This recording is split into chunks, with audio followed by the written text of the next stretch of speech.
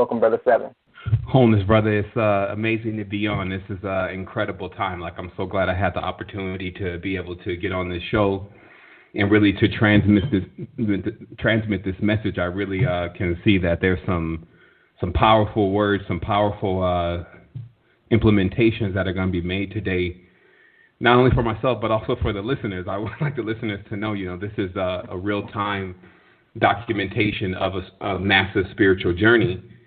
And all I'm doing is sharing that journey. But there's a lot that's very synchronistic about the times that we meet.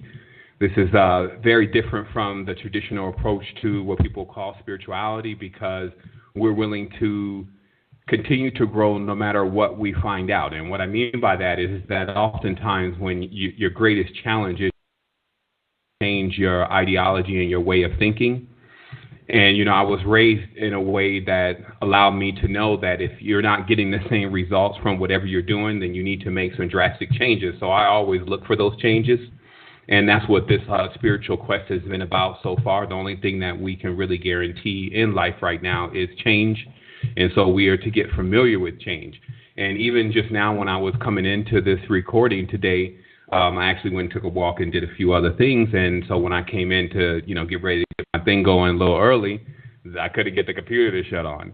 And then I had my notes in there, and then all that whole thing went on. And I said, I know this one's going to be a good one. Because anytime I'm trained already to know anytime there's any a little bit of what you would perceive as turbulence, then that definitely means that a lot of energy is congregated. It doesn't always mean that, there's some negative stuff going on. We're very disruptional to normal systems, and that's just because of our electromagnetic flow and the type of energy that we're working with naturally, especially if we're to receive something, we're to change, we're to get excited.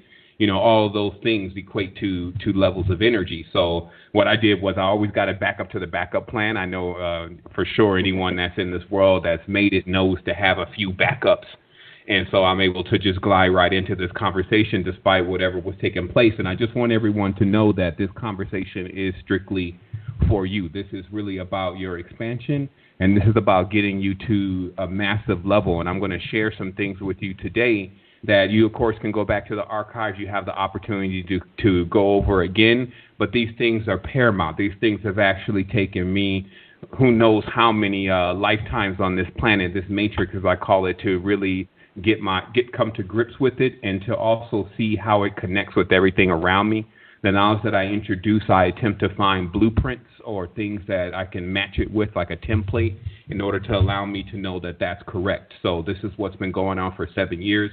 I've basically sketched out a template to what exactly is taking place in this reality and how to navigate it as best as possible in order to see the maximum results. Now, I know there's people on this line and will, on the line in the future that will look at this recording and ask specific questions. And the goal is to get those questions answered. I wanted to tell everyone also, first of all, the thanks comes because we're co-creating. And what that means is that when we congregate in this space, then I wouldn't actually be here if you weren't here. You can imagine me jumping on the radio with one listener or no listeners. So in that sense, everyone that is tuning in today is actually sharing in the message that's brought forth. I'm not sure if there's going to be an opportunity for questions, if the host is allowing questions, but if he does, and which I'm sure he'll clarify, then I suggest that you really start thinking about if you had the answer to certain questions. Maybe it's related to your culture, maybe it's related to other matters, science, geometry, whatever, that if you had some of those answers that you would be able to make some progress in your own life. And of course, I'll be available to answer those questions, hopefully. And then the main thing is just to realize that this is all about you, because in every tense of success is a place and you're not supposed to be there. I can't take you there. So that means that what this is about is you inheriting a successful way of being. And so I'll start with that, just how to get our mind, body, soul right, our harmonics right, our resonance right, in order to be able to inherit what we already have. We're not looking for anyone to give anything to us. Our greatest state, which is known as the all-knowing, is something that we're sitting in right now. And it's just, if we weren't so tuned into the reality as it is around us and the programs that are running, then we would be able to tap into that field. And then what that field does is it allows us to program the entire reality, which is what our ancestors were doing. Personally, people should know just a little background about me as far as the research and the experience that I've been on. I've been on a spiritual quest all my life. Like, it started when I was younger, and I was homeschooled, and I was also taken into a very spiritual environment in order to cultivate spirituality. I would say that my mom was diving deep into a lot of knowledge, and she was sharing that knowledge with me. She was a part of the movement, so in that case, she was already abreast of all the situations that were going on with the school system and the food and all those things. So my mom actually did her best to raise us, and she did an excellent job. However, it didn't come off to us like that, meaning that the sheer disconnection from the society, and wearing the clothes that we made, and all of that, and then even having to go to public school sometime made earlier life very torrential. Like, it was basically we were the joking or the laughing stock of the whole thing. And so I endured that when I was younger, and then when I got into my teens, I had a slingshot effect. And what that means is once you're raised in a certain kind of environment, you oftentimes don't want to be in that kind of environment or anywhere around it ever again. So you go to the extremely opposite direction. And that's what put me into what people will say is the streets. It put me into getting inclined to understand how you have to survive when you're fending for yourself. I come from a family of 9 of us. So in that, that's a tribe. So there's a lot that actually you see and you experience just as being 9 brothers and sisters in what we would say is a lower class environment. But we had a higher class, if you may, upbringing, and that upbringing was allowing you to tap more into yourself. So I just want everyone to know that's listening on the line, when I say I know where you're coming from, I really know where you're coming from. I've seen the top of this, and I've seen the lowest level that it gets, and I'm now working with being in between, meaning being in the harmonic phase and being able to address what's going on in life from a more deeper level. So before we get started, what I wanted to do is I wanted to get, just uncomfortable with the host, make sure everything was good with them. And, I would love to ease into this, because the more connection we can create in this conversation, the more fluid we can be at delivering this message. And that's just all a part of connectivity. So you want to give time and give space to say thank you to the brother that reached out to me, to the brothers that have been reaching out to me to get me onto this show. That's very important. I want to give the time and the space for them. In addition to that, I also want to, just give that time and space to the ancestors also, who are very much a part of what we're doing every day, because they live inside of us. And only until we begin to tap into the deepest aspects of ourselves do we have access to that. It's a wellspring of the knowledge. I would let everyone know, according to time, if you're on a time-based system, the ancestors are actually in the future. They're not in the past. And that's just a product of the direction that we're going in now, because when we go into any levels of ignorance, start walking around like we don't really know who we truly are and what the supreme actually is, us, then we actually go backwards in what we will call time, and we pull away from our truest state, which is what we would refer to as our ancestors, which is the grandest design of where we've actually come from, or some people like to refer to that as the oversoul. So in that case, I know for sure that the oversouls are in union and ready to bring some knowledge. And then what I do is I work as a conduit. I won't use the term a medium, because that has a lot of crazy connotations around it. What a conduit is a person that's not constantly interrupting their mind, their own personal will, with judgments and things like that. So when you're thinking, if you stop thinking all the time because you got to judge something and try to figure out something and understand what's actually coming across, then it actually puts a gap in your thoughts. And this, of course, comes across to people like you don't know what you're talking about. So what I work to do is I work to keep a conduit open, so that I'm able to bring the message that's specifically for this conversation, not the other conversation last night, not what I learned overall out of the whole thing. You'll get all of those tidbits, but the main thing I work to do is to cater the conversation to exactly what you're dealing with right now, one day after the equinox, 2017, and the reign of the draconian, whatever, they got all these things they put around the date. But that's what I'm here to do, is to give you that clarification in this time. So just giving thanks. Excellent. Yeah, thank you, brother. Again, we are asking, getting questions in, so please call in. But remember to, as Brother Seven gets rolling and we start talking, there's a lot of things, a lot of jewels are being dropped. Some is new information, some is confirmation for others. But write your questions down, because there's so many stuff that's coming through. You want to catch it, write it down and reiterate it, because the answer might come as you listen. And also, well, when you're in the all-knowing state, you begin to answer your own questions within yourself. So just take your time, relax, absorb the information that's come in, write it down. Like you said, you can look it up and go back into the archives, check these things out, do your own research. It's beautiful. Today, the topic is starting, I believe, and then it will evolve into so much and give you the wholeness and the totality of it. But something that connects us all is sleep. Everyone sleeps. So everyone dreams. Everyone has different dreams. So beginning to interpret those dreams, understand what those mean to you.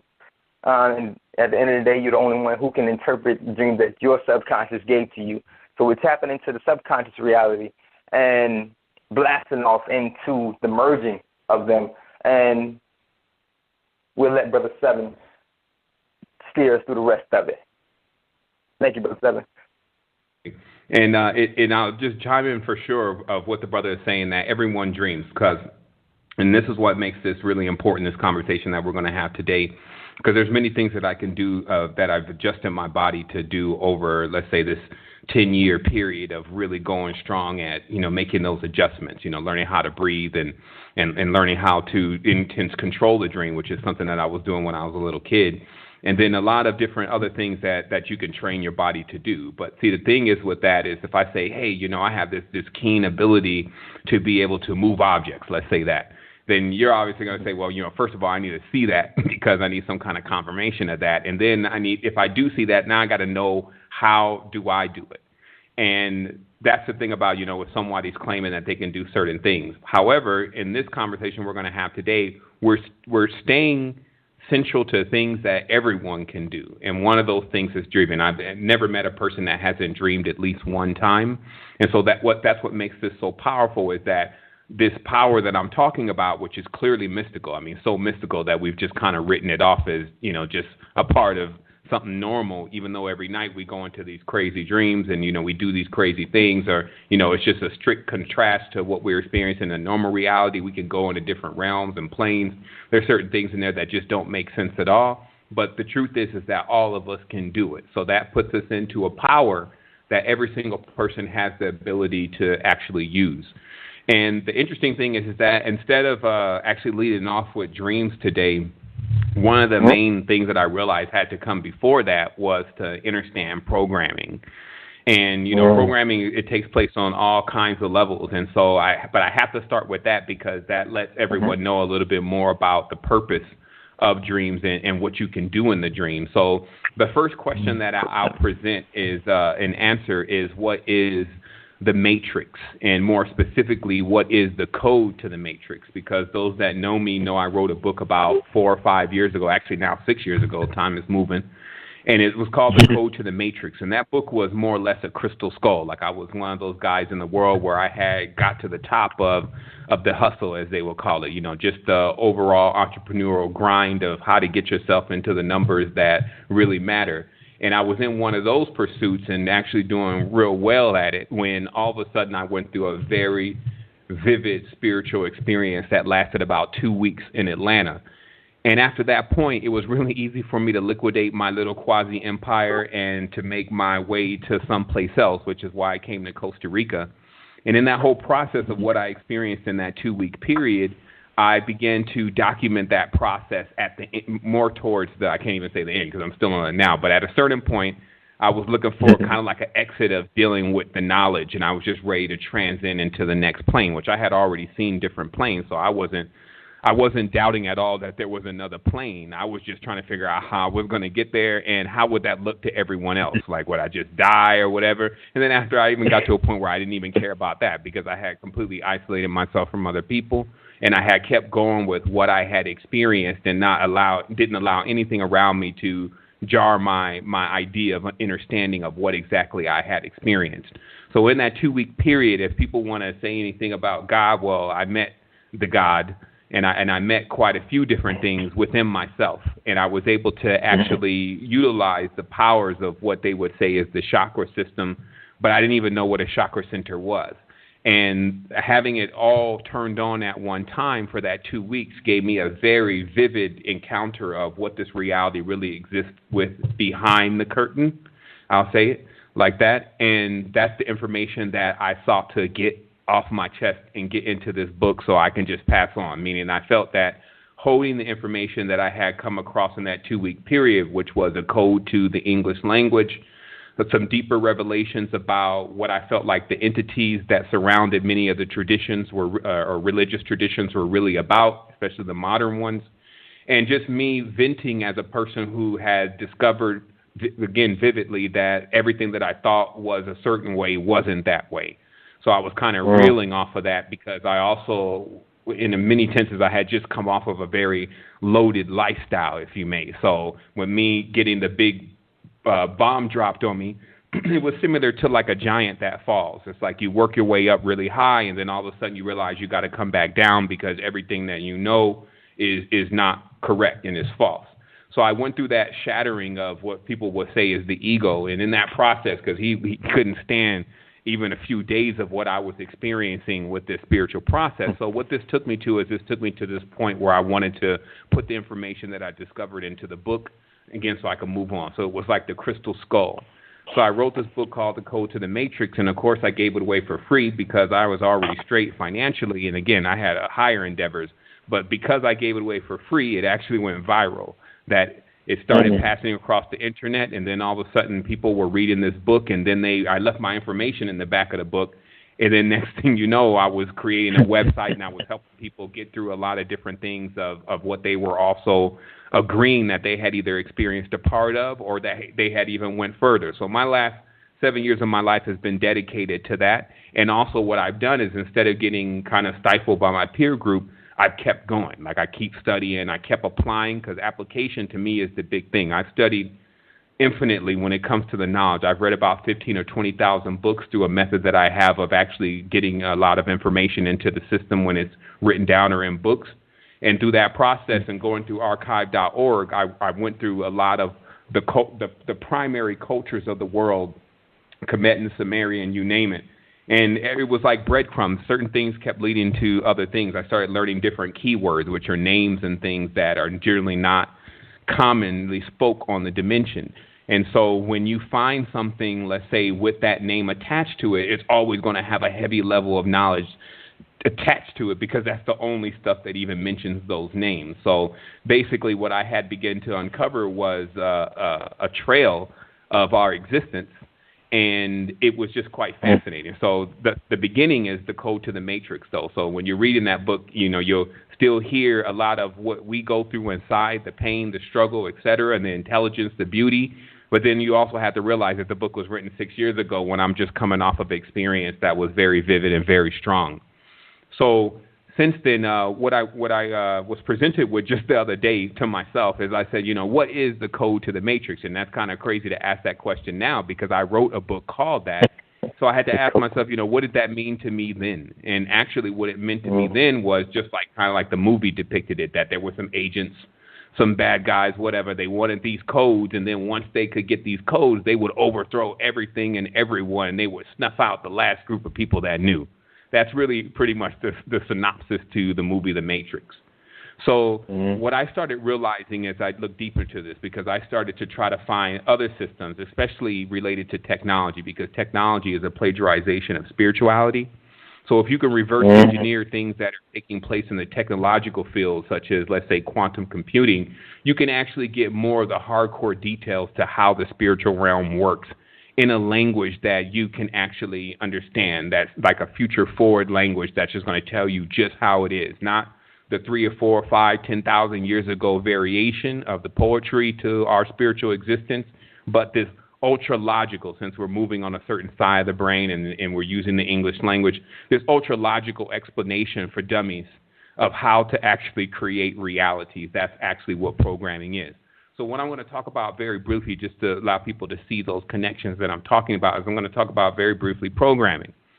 So obviously what programming is that when you punch a few different lines of code, you can create programs. You can create things within the computer that have specific functions, right? So this is very akin to the reality because obviously there's a lot of stuff here that has different functions, from different people getting their own characters to animals to dogs to plants to clouds, that every single thing that we see here has a specific function. So in certain tenses, we could say, okay, well, that's a program running. So what happens in programming first is that you need to know the language. And not all languages do the same thing. So I'm giving a person programming 101. So if you wanted to program, let's say, a floppy drive, you wanted to program I guess a modem, then you would use a language called C++ because that's what the language is used for. If you want to do something with web browsers, then you would need to learn PHP because that's what that language is used for. So you would never use C++ per se to program a web browser. And the reason why this becomes important is the same reason why you would never use Word to try to edit some pictures. You would never use like a tax program like QuickBooks to try to write your own personal story. Those programs are not for that. So the reason why I'm giving you an idea of what's going on from this level is just to understand that, see, we speak a certain programming language now, predominantly English. And this language only gives you certain access to the system because, see, that's how these languages work. Certain languages are written to give you higher levels of access to the computer world. And the reason why this is important is because if you look at your life today, and then if we're speaking in this, let's say, English, that's the language we're communicating in, it has only a low level of access to the system. So some people say, well, what are you talking about? What do you mean by access to the system? So there's this thing that in computer programming that's called an API integration.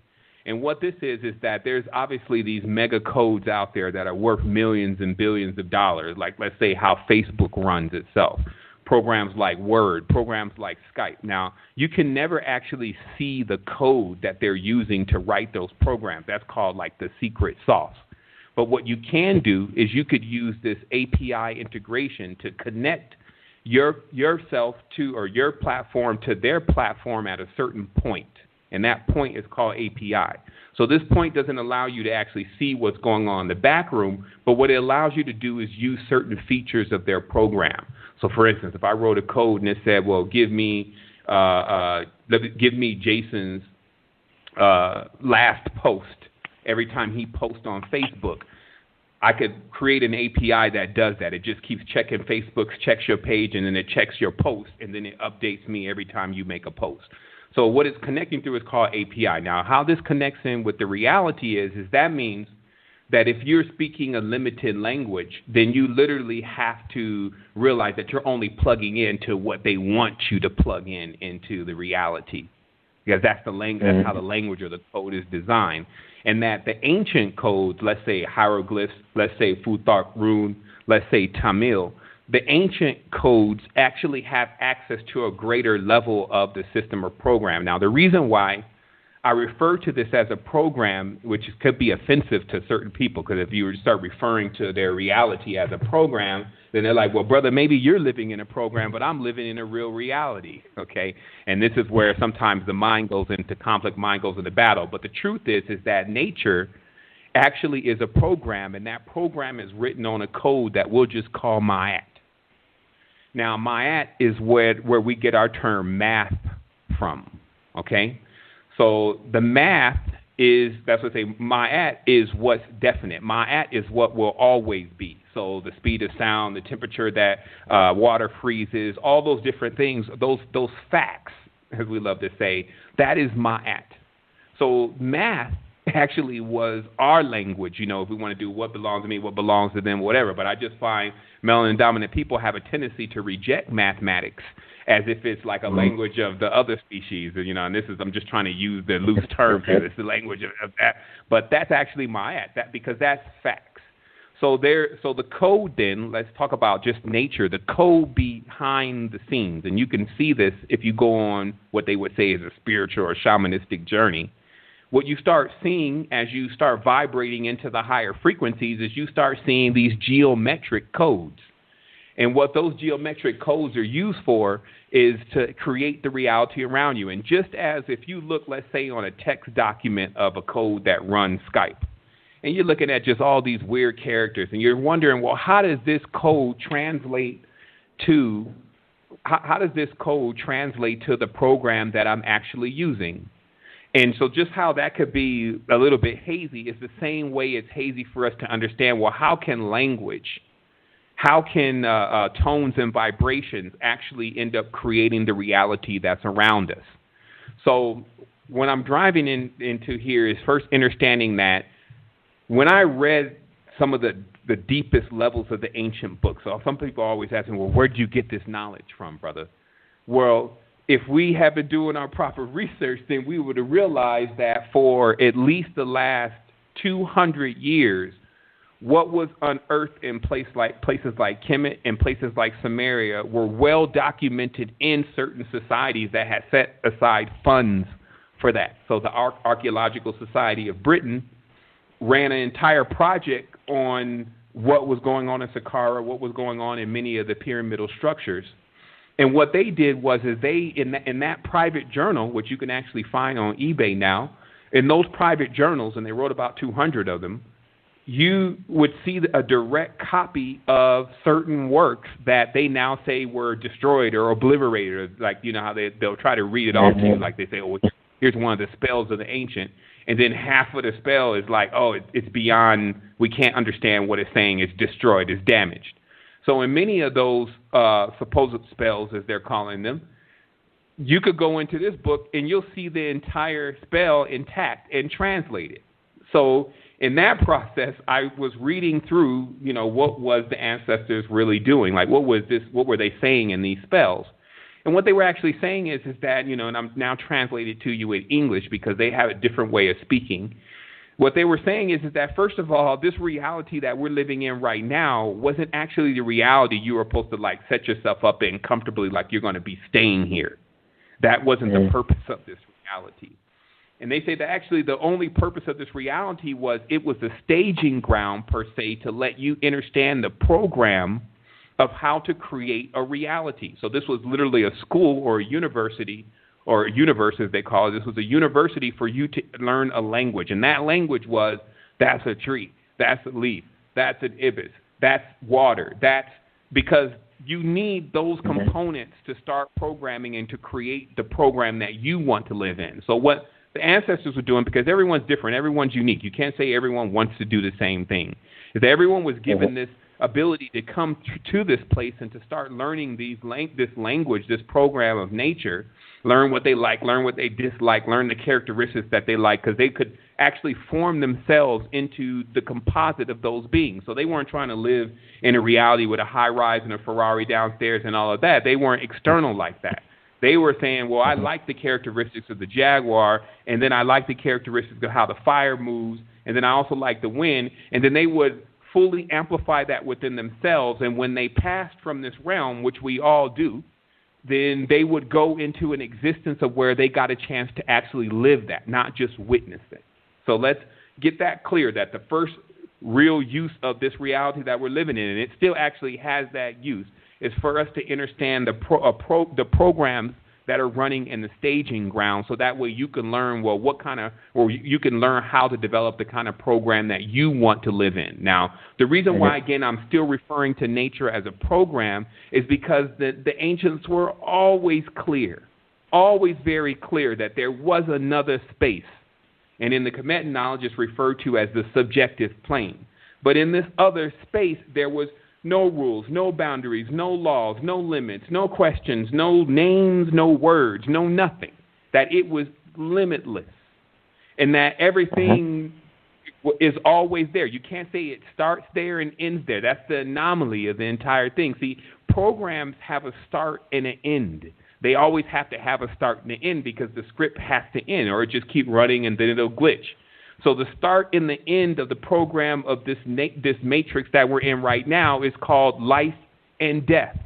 These two concepts and the inheritance of these two types of concepts inside of our mentality has actually caused the slippery slope to our degradation and thinking that we die and time is real and gravity is real, and any of this is actually quote unquote real, because in a certain sense, real can only be gauged by the energetic potential.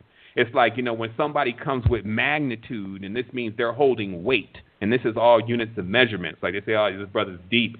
So when somebody's coming with magnitude and units of weight and has some degrees, then what that actually does is it's more solidified. So they'll say, okay, well, that's more of real than that fake brother that doesn't even, or that fake sister that doesn't even have X, Y, Z. So what I'm saying is that there's this part of this reality that it's a very strong code running, and it's much more vivid and much more developed than the current reality and mindset that we're in. However, those are still programs because the other state, it doesn't have any boundaries. And it's important that that state always exists so it doesn't depend on us to actually make it exist. And the power in that specific space is of such a great magnitude that this whole dimension and reality that we're living in now, it pales compared to it. So thus, there was never any idea in the mind of the ancients, which are you, that this reality has so much weight and so much value that a person will begin to spend all of their current, which is now measured in time, in units of time, to spend all of their current and their belief in just this right here, instead of looking to something greater and knowing that that something greater is going to take place. And what I mean by it's going to take place is that everyone leaves here. It's one of the only things that's actually guaranteed, that we're all going to be gliding up out of here someday, more than likely each on an individual day. So when you get concepts again like Judgment Day, this is kind of like comical once you understand this kind of knowledge, because in the mind of the religious person, they believe that Judgment Day is all going to take place on the same day for everyone, and maybe it'll happen this lifetime. So these are the kind of fictitious fantasies that we put ourselves under. That, okay, so there's going to be this day maybe sometime in the next 20 years. Now, of course, everyone's always trying to perpetuate this day. That's why they always, it's going to be the end. There's these secrets in these numbers. It's going to be the end, because everyone is looking for the end, when in actuality, it's not going to happen for everyone at the same time, but it's going to happen for everyone. And then on that day, you're going to judge yourself. Now, if you learn how not to judge, see, the person that has learned not to judge doesn't actually see everything in the reality as separate.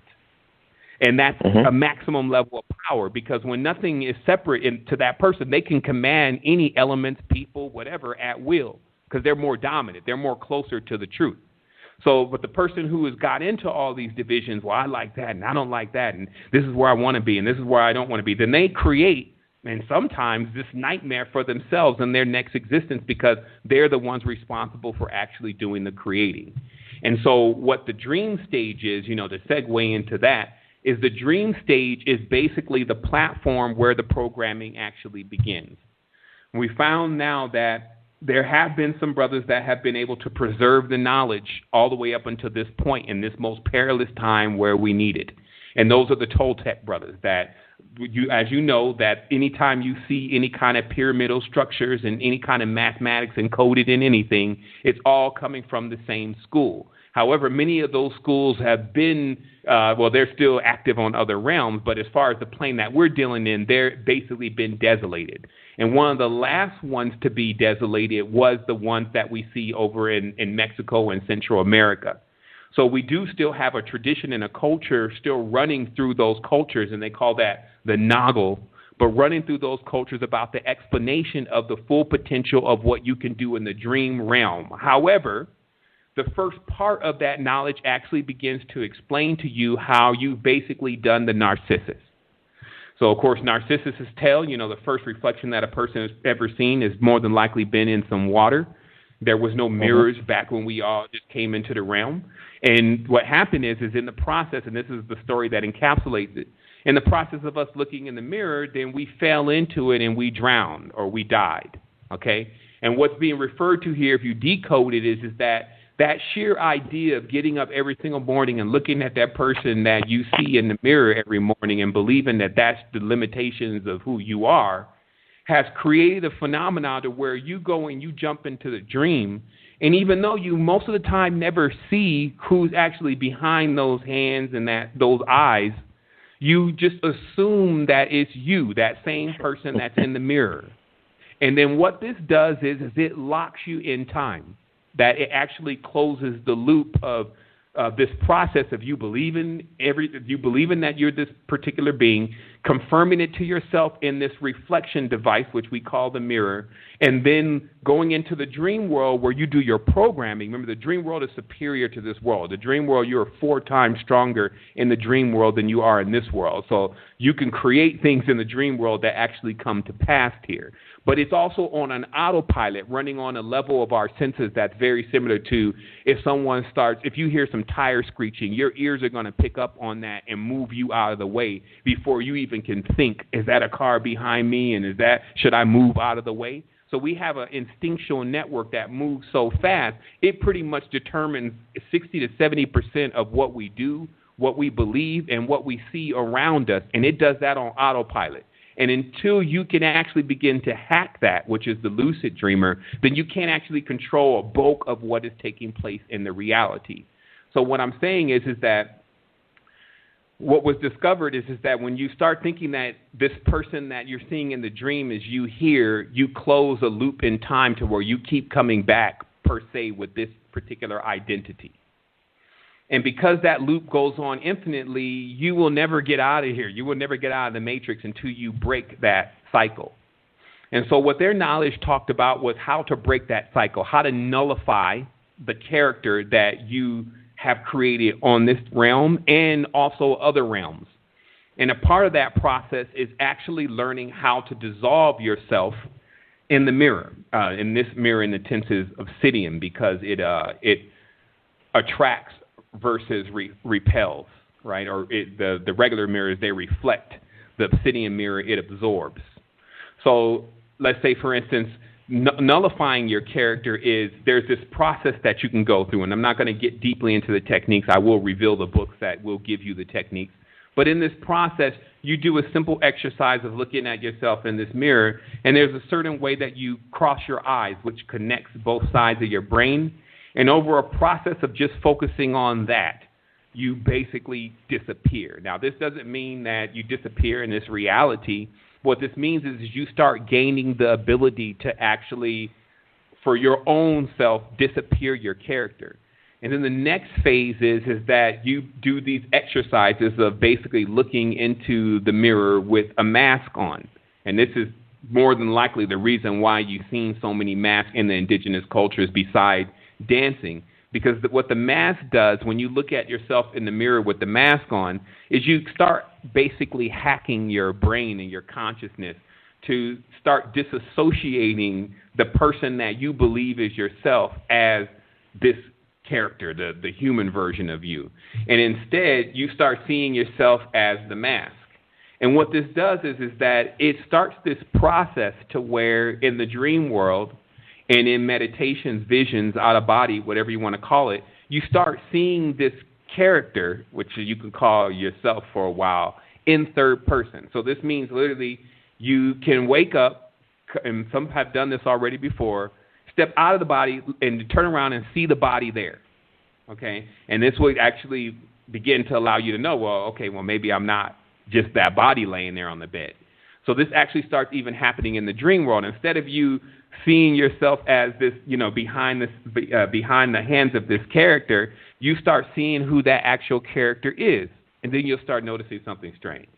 You'll start noticing that you actually are other characters acting out in the dream, that you're actually even certain friends that you have a connection with in the reality, and that oftentimes some of the dreams and things that you're experiencing, you're actually experiencing more of what's going on with them and what's happening with their timeline. And the reason for this is because when you don't know how to control your energetic field and the energetic field that's around you, of course, most people around you don't know how to control theirs either. So what this actually creates is it creates like a huge chaotic energy field to where you have other people's thoughts, other people's ideas, ambitions, other timelines that they're actually living on, intersecting into yours. And just as you still only spend a little bit of time in the mirror, most people will only remember a certain small part of their dream, and they actually won't be able to connect the dream and how it connects into this reality. So this is the knowledge that we're going to be talking about today. We're going to be talking about how to get in control of self and what self actually is. And we've talked about the height of this, which is the all-knowing state. So that would mean that the only other thing that exists is asking questions and trying to figure out more knowledge and information. And to me, this is known as the realm of thought, which is, of course, where we get our word thought from. Like all these words, math, now we got thought. So now what thought is, obviously in the Kemetic tradition, is the father of languages, the father of basically rules, guidelines, structures, everything that you can think of as far as programming is needed in the matrix is actually embodied in an entity known as thought that comes out as our word thought. And the reason for this is because there's only one thing that's different than knowing everything: thinking. What thinking is literally admittance that you don't know. So what happens is that, let's say, for instance, if I go into the kitchen and I say, "Where's the napkins?" That means I don't know where the napkins are. I'm asking you. So this is the same thing as if you say, "Well, where do I come from?" or "Who are my ancestors?" or if you're even reading about your ancestors, you're admitting subconsciously that you don't know about your ancestors. So this is a cycle also that we can actually get caught up in, because we can already read everything that we need to know about the ancestors and confirm that we come from that lineage. But then there's still this disassociation where we don't actually begin to live like we're the ancestors. We still keep trying to find more books about the ancestors, keep trying to get more information about the ancestors. And what this literally is saying is, well, I don't really know the ancestors yet, so I still need to keep researching. So this product of thought is a big part of how the matrix that we're living in operates, because what thought does is it leaves a quest or a question in front of you. Now, of course, thoughts are very connected to questions. And then, of course, any time that a person has a thought, they always have a question. And what that question is generally termed as is actually the quest, the reason for our existence. So we start to run around the realm, basically thinking about all the time why we really exist. We get sidetracked very easy to the bigger idea of why we exist, the bigger potential, and then we get lost in all the little sub-programs that are running in the matrix that attempt to just infuse more and more of an idea of the being that you're living at the being that you're living at here as now is the end-all, finish-all to who you are, and you're to do all the building and all the creating onto that character, which is also going to die. So then all that information, all that knowledge, and everything that you've learned will actually be useless. So this is the product that we're living in. So no wonder then why there's so much disruption in the reality. No wonder then why it's very difficult for a person to even gain their sea legs here, if you may, and actually get stable enough to actually create a structure and begin to create their own reality, and even have time to do this. Because remember, even if you're on the phone right now and you're listening to this, this means some kind of extreme luxury has been bestowed on you. Because most of the people, still 90% of the world, doesn't actually have time to go through tearing down the cultural structure of their country. Now, let me explain that. See, of course, like let's say, for instance, when the United States was developed, they know that a fundamental part of culture, beyond the games, is to have a religion or a structure, right? A religious structure, a belief system, a higher power. And, of course, they've learned that from all the other cultures that exist. So, of course, that's how Christianity was created. It was created as a hodgepodge of predominantly Brahmic traditions. That's who Abraham is. He's a Brahm. His wife, Sarah, who's Saraswati. And Kemetan traditions when it comes to the New Testament about Horus and his mother. So we already know that now. That is all out of the bag. But we have to realize a key thing that happened, which was, of course, that the God did not come out black. The God came out white. And there's a reason for this, because how can slaves worship a God that looks like them and still believe that they're supposed to be less than the man that's mastering over them? It wouldn't make any sense. So the whole slavery thing wouldn't even work. But even deeper, if we look into it, the Greek culture did the same thing. They stylized, in fact, all of their entire pantheon off of the Kemetan pantheon, but they weren't going to bring in the black god because they're Greeks. So they brought in Greek gods.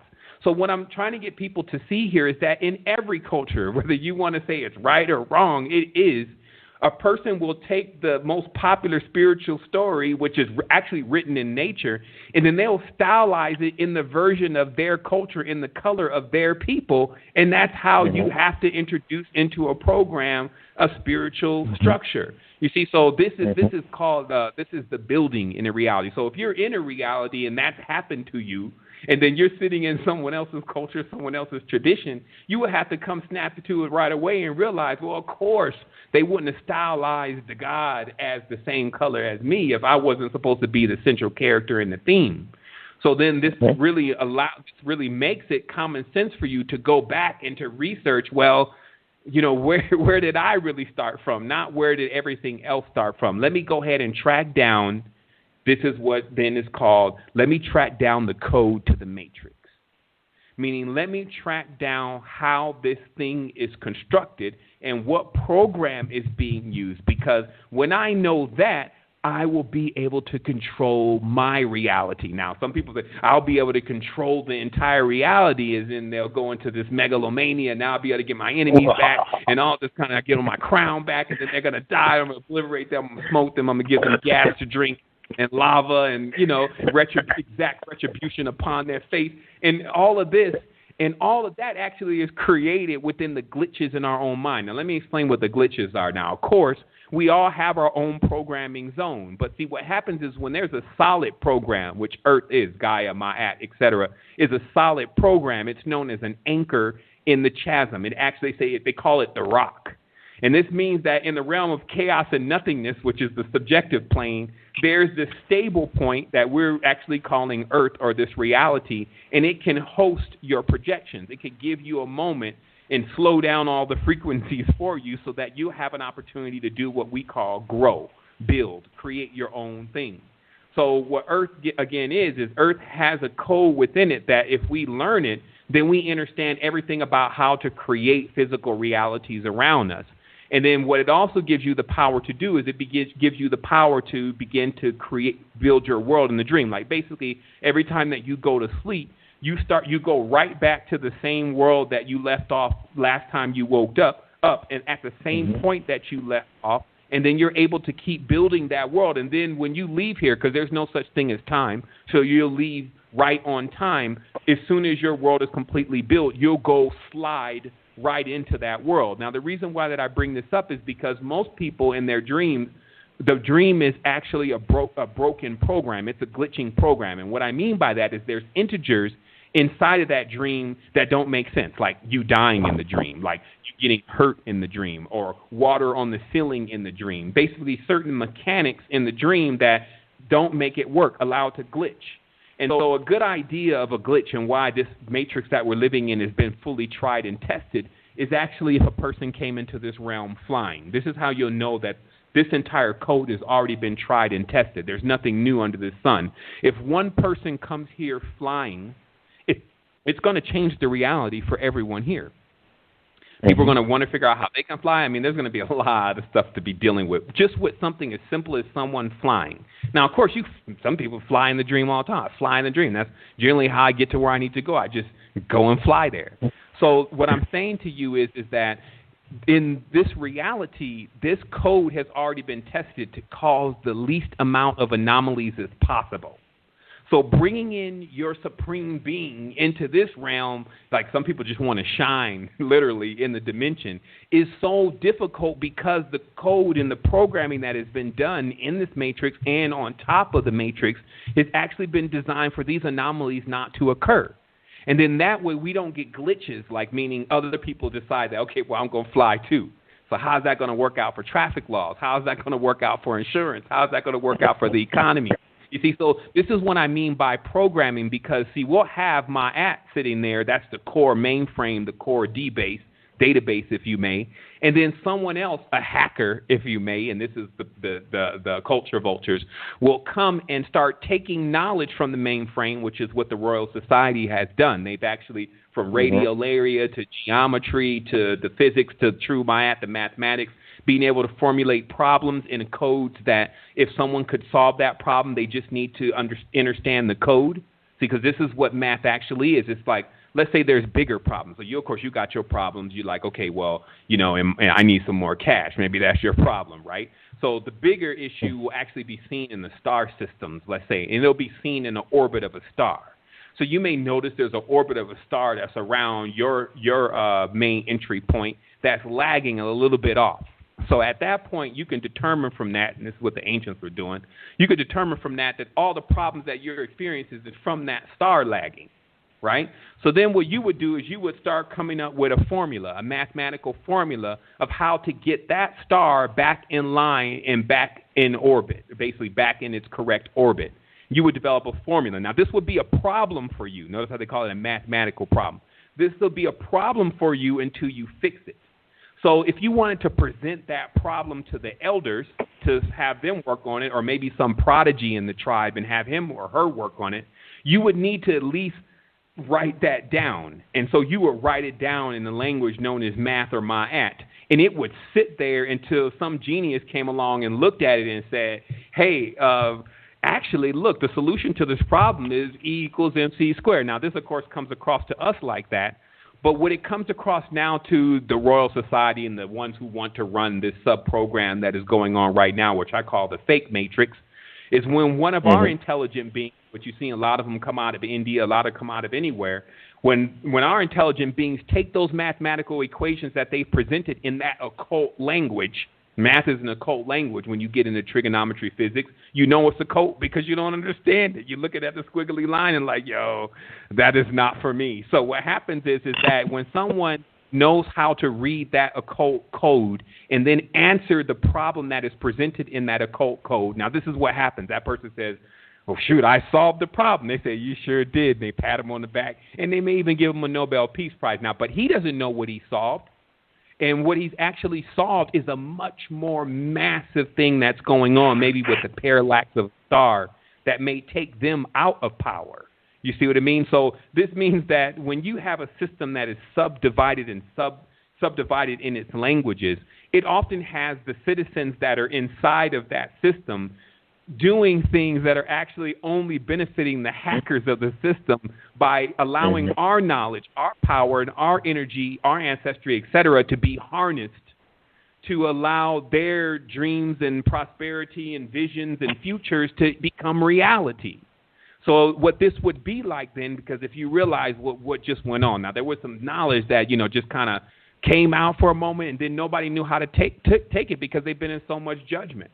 Meaning that sometimes when, let's say, a quote-unquote a white person comes with some knowledge to, let's say, a melanin-dominant person, he don't know what he's talking about, and then just completely blow by. And the truth is that there's no such thing as colors. So this one guy, he starts coming into this knowledge from the government about this stuff called black goo.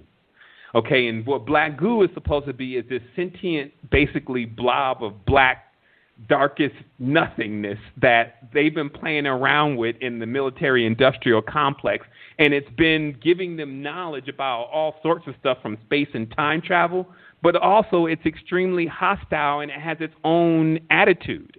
And they say that they pulled this stuff from the depths of the ocean. So if you understand the pressure that's down in the bottom of the ocean and the kind of minerals and meteorites that have been formulated in there, you can only imagine what this stuff is. But I started to realize that I knew exactly what it was, that it was actually what they would refer to as Ma'at, or the darkest darkness.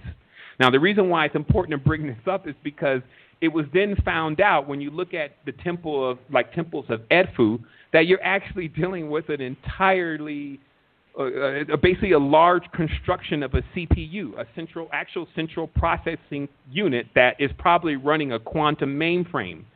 And so what I'm saying is that the same patterns that you see in your computers right now when you open up your computer is the same thing that the temples that you see in Egypt are actually constructed as, that they're basically these large mainframes. And where this black cube or black goo comes from is the same element that we use in our computers today, which is silicon, which silicon is a high relationship to carbon. So we're carbon-based life forms, and they're silicon. And on the periodic table, they're right next to each other because that means that there's some similarities between these two elements. So higher levels of knowledge just means like laws of light. how you master over the fire beings is with laws of light. What laws of light are is like what's on the periodic table. It's like, well, the carbon-based life forms are very close to the silicone-based life forms. They have like a relationship. This is like a Royal Society conversation. So all we have to do is we just need to create some kind of elements that are full of silicon, and then they'll just love those elements, and they'll have them all around them. They'll be so close to them all the time. All right, we're going to set out and develop something, and then that'll become your computer. That'll become your cell phone. And now, right now, you don't see too many people without a computer or a cell phone. It is almost stuck to them. And even more than that, silicons are also silicates, and this gives us silicone. And obviously, we've seen enough of the advent of silicone into the woman's body at this point. Like, instead of it just being even next to her in her hand, it's inside of her body. But see, that relationship is a law of light. It's actually a chemical procedure that goes on between the elements that are within our body. So when someone knows that, what I'm saying is when someone knows those codes, it's easy to create things that you fall after and that you feel like is what you need, because it has inside of it elements that are directly connected to you. So then when we turn around and we start looking at this knowledge, we start realizing that, well, wait a minute, there is, again, nothing new here. Even the most advanced technologies are actually plagiarized from the ancient cultures. And not only that, there were vast mainframes, and they still exist now because time is linear as we're looking at it, but non-linear on the true realm that things exist. So this means that the height of Kemet is still going on. It's just whether can you get there or not. And then the height of any civilization is still going on. It's a matter of whether you can get there or not. So getting there, just to allow you to see, well, what was one way of how people used to get there? It was sound. And this is what mantras were. This is why you would have a language, is that there are certain sounds, like, so you know how people do chants, obviously. If you go into the Eastern traditions, you see that they're chanting all the time. What they're literally doing is they're creating a bridge through time. Because when hundreds of years someone has been chanting the same thing, and then you come across and you start chanting it, when you change your vibratory frequency, which happens generally after about 3 hours of chanting something, when you change your vibratory frequency to be harmonic with that, you literally are calling the phone number of that timeline. And then once someone picks up, meaning you get on that stream, you now actually open up a line of communication between where you are and the entire string of time that name, word, vibration is being mentioned. So this is, again, the importance of actually having, and I'm not saying, if you don't have it, you're doomed, but you already know it, the importance of having the ancient code and knowing the ancient code and being connected to the ancient code, because it's always going to be for you an anchor in the chasm. It's always going to be for you a way that you can retrieve yourself out of these projections. Now, if someone wants to demystify this entire thing and say, okay, well, what are we really talking about here? If you notice in the Kabbalah and many of the traditions, they talk about how the monad, which is supposed to be the chief god, it's not a male, but we'll give it to him for that. Okay, so the chief god, whatever, the monad, splits itself into a duad, and then meaning it actually divides itself. And then this is how the process begins of worlds being created. Now, of course, they leave that as this guy who's Santa Claus is a central character in the theme, who's basically a monad, first splits himself and then tripleizes himself or itself and then starts creating from there, right? So this is what they tell you. Now, of course, this is all central and relevant to us. So when you try to decode that and say, well, how does that relate to me? It relates to you as such. Notice how if you're talking to yourself in your mind, who's listening? Meaning that if that's you talking, then who is listening? So, of course, some people will try to go too deep into it with that shaitan.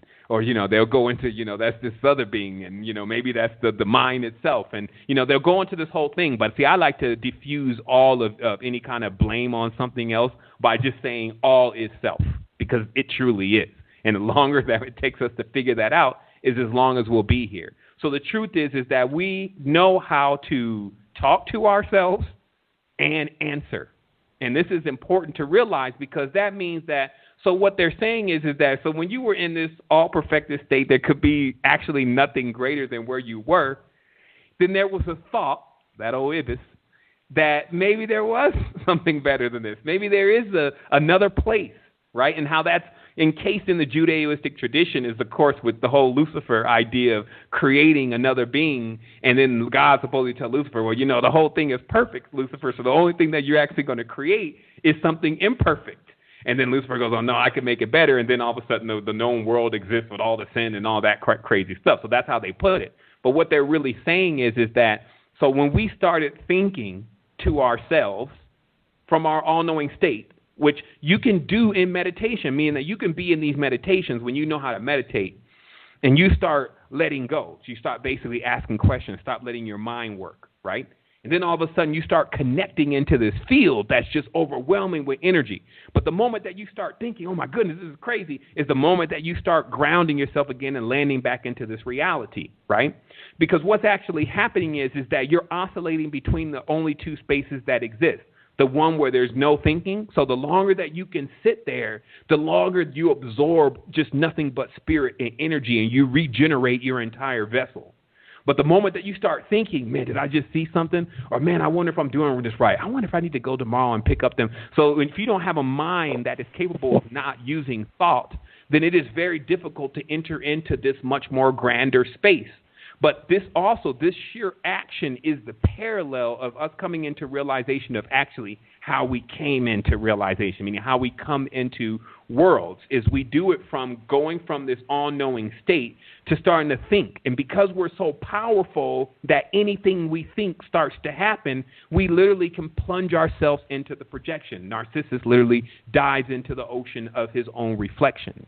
And we know that this is happening because this is what we're doing in the dream. Like if a person was saying, well, you know, brother, I like what you're saying, but I don't really see where these kind of faculties are really being used every single day in our daily lives. Well, yes, they are. Because when you can sit down, start going to sleep, and then anything that you maybe were thinking about earlier that day or certain things that may have put an impression upon you, then all of a sudden you start seeing it in the dream, and then it just keeps going from there. Like it builds a snuffleupagus onto it. And that's just showing you that your mind has this ability to run out there and create the path before you start walking on it. And the reality that we're, quote-unquote, standing on right now is one of them. And the reason why it's so solid is because we believe in it. And then others around us, which is called a point-to-point system, they believe in it too, which makes it, with their prism, they make it more solid. They're basically taking in the light, which is the only code or the language, the carrier of the language. They're taking in the light, and then they're translating that light, which is called a reflection. And then they're making that reflection coalesce, meaning it's getting solid. And then it becomes for you, oh, this is some weed, or this is a cup, and this is a video recorder. I mean, this is what's happening.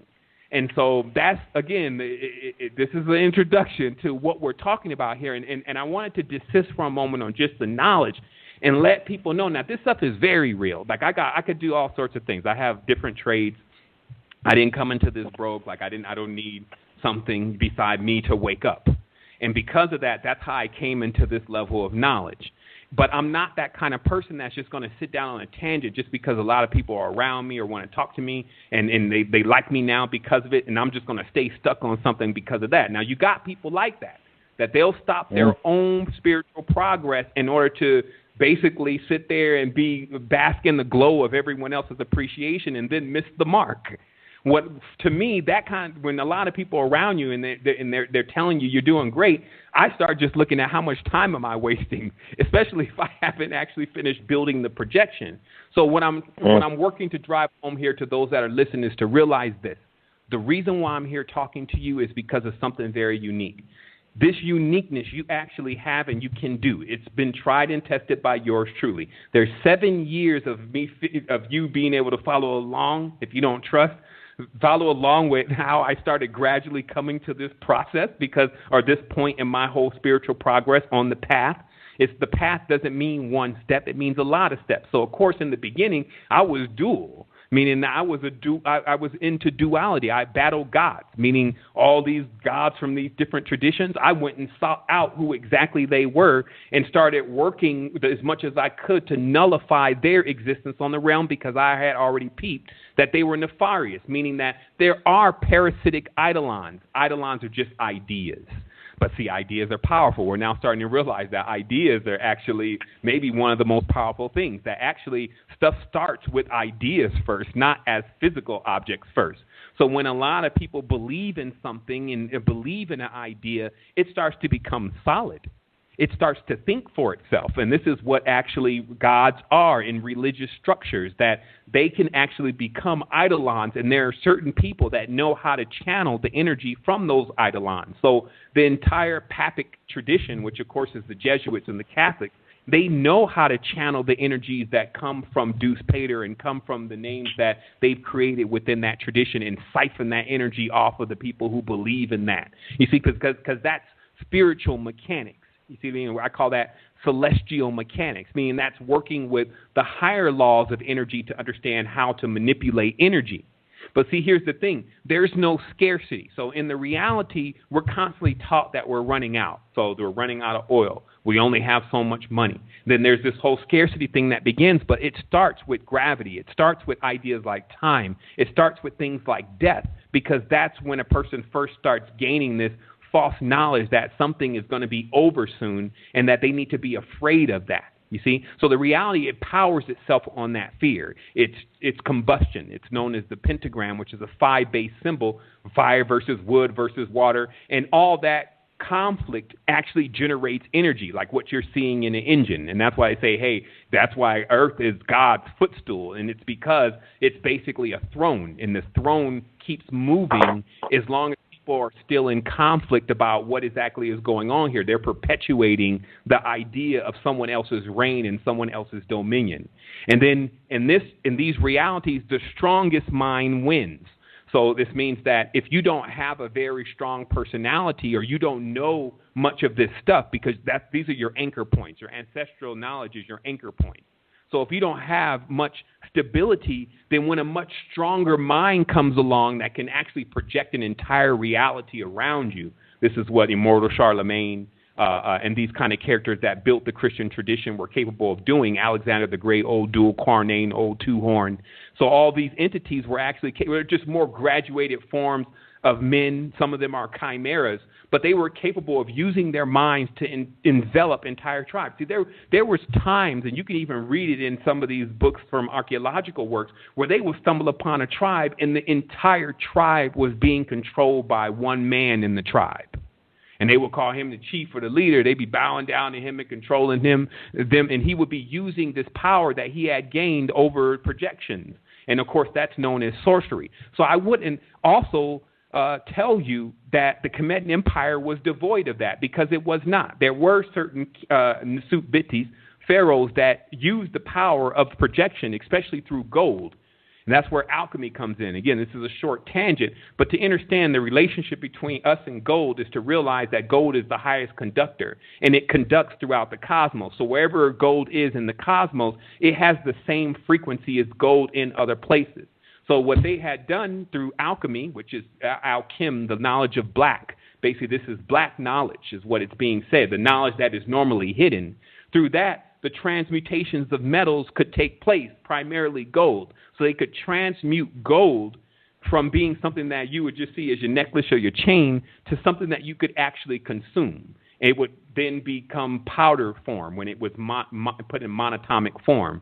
And then once it was put in its original form, which is an atomic structure, when it was ingested, it will put the person into their original form or their atomic structure. And then they would become so infinitely small, they would be also infinitely powerful. Powerful is not big, actually. Powerful is a quirk. It's so small that it passes through the pores of the membranes of realities that people create with their minds, meaning that this way of being makes you so small that you can pass right through the envelope of realities and then see exactly how they're constructed without even being detected, because you're so small. So these are things that, it may be a little bit tangent, so I'm going to desist here for a moment, but just to let the audience know the range of what we're talking about here, meaning that, see, I work for this night and day. I toil for this night and day, because at the end of the day, this is going to be about me. This is going to be about my soul. And the first thing that I can do for everyone else is to do the best that I can for myself. And then once I do the best that I can for myself, since all is self, then I've done the best that I can for everyone else. Now, but if I'm still faking and I'm still waiting on the last judgment from a person who doesn't even know themselves, then I'll just be caught in the same web that they're caught in. And what I mean by that is a lot of times in this reality right now, we're basing everything about who we are on someone else's judgment. And we don't even know ourselves, and they don't know themselves. So how can these judgments actually even be correct? But yet when someone says, hey, you're ugly, or you're not smart, or you can't do this, then we sit there and we start to believe them. And then this is the buffoonery. That's how the system, because remember, back in the Prussian days, when they started looking at how they can control entire societies, they started realizing that the only system that could really be created that can do something like that, especially with the advent of population growth, would be if the people start policing each other. And so now you have this point-to-point system where you literally have someone confirming to you death, meaning you have people around you trying to build more energy into who you may think that you are, telling you things that are not even true. You know, you have all that going on. And again, stuff is done in a quote-unquote harmless way, meaning people are not doing this necessarily, most aren't, on purpose to hold the other person back. They're just doing it naturally, which makes it far more dangerous because it's like then a beautiful lie. Then you don't even realize what the hell is going on until you're looking up in the face of your own projection, which becomes a nightmare because you're using components to build with that are only components of destruction. So these are the things that we need to think about. We were at that 1 hour mark pretty much more or less. So we can, take a brief moment here to just, digest and, see what the people say, see what the hosts say. Oh yeah, burning like the road runner. There's a fire down the path. We just dropped knowledge. I hope everybody's just picking up some great things from Brother Seven Bowmore, taking notes. We got some questions about to pop off. Hope they're writing down. Our manager here is working on constructing some of the questions, and we can also take a break. Let Seven get some water. You get some water, hit to the restroom or whatever you got to do, and for sure, come back and meet us. Well, yeah, again, first saying, big thanks to Ringing Stone Network, for not just, having me on, but also taking the time and the energy to put an entire panel together of amazing people that are bringing that knowledge, bringing that truth. And I feel like we all have our stations on the ship. And as long as we just, man the station, then we know we'll get to where we need to go. And that's the most important thing is to continue to form those bonds and to continue to live in our truth. And I guess, where we can go from this, because, when you pour a lot of information on a person, it's like, they can sometimes have an ability to not be able to see what to focus on. And so I guess that would lead us to a person asking, so what is the goal? And obviously, what is the goal of physical reality, I'll say, because other things become kind of obvious that there is no end to it. So a goal would literally mean an end, and you just need to get strong enough to keep walking forever. I'll say that. So what happens is that what is the goal of the physical reality here is to become a sovereign. And this is the most important thing, because if you notice that see, there's a lot about, and people don't get it wrong when I say a fake matrix in the program, et cetera, there's a lot about what goes on in the reality every single day that is so close to what happens in nature that you can't even tell the difference between the two. That's why how it's actually become so easy for us to actually immerse ourselves into this somewhat fictitious reality. And it's because there are certain laws and principles that exist throughout the cosmos, or throughout the what we would call the physical projections. There are concepts that we can actually begin to see exist everywhere. They're like higher laws and higher truths. And one of those higher laws and higher truths is predominantly sovereignty. And sovereignty is about being able to harness and utilize your own power. And the interesting thing is not the power of something else per se, like as if it's external to you. And the interesting thing about this whole thing about power is that sometimes we look at power like throwing electricity from the hand and being able to come right up out of the body and snatch somebody up, or all this different X-Men version of what we've been fed power is. But power is as it is when you turn your plug socket on or your light switch on and the lights come on. That's actually one of the most predominant and most effective forms of power here on the planetary system that often goes overlooked, because that power is actually in the hands of someone else. So actually, true sovereignty really is, in many tenses, on the physical plane, being able to produce your own power. And being able to produce your own power means that you need to be able to get that power going on in the house, get that water running, etc. And that's all by your leave. And so this means that, I had talked to a guy the other day because, there's a big war going on between monetary success and quote-unquote spirituality. And then the truth is that we will have to see that the only way that you can actually get to this sovereignty is financial freedom, and it's a real thing. So this is what I have to say about that. What I've revealed is the beginning of how to actually get yourself unwound from this financial structure. And I'll highlight for a moment what I mean by that, and that's, there's a reason why current and currency are the same word. So currency is obviously money, and current is obviously power, right? And so when we use our power, then what's supposed to be returned in that use is what's known as basically our current, our energy.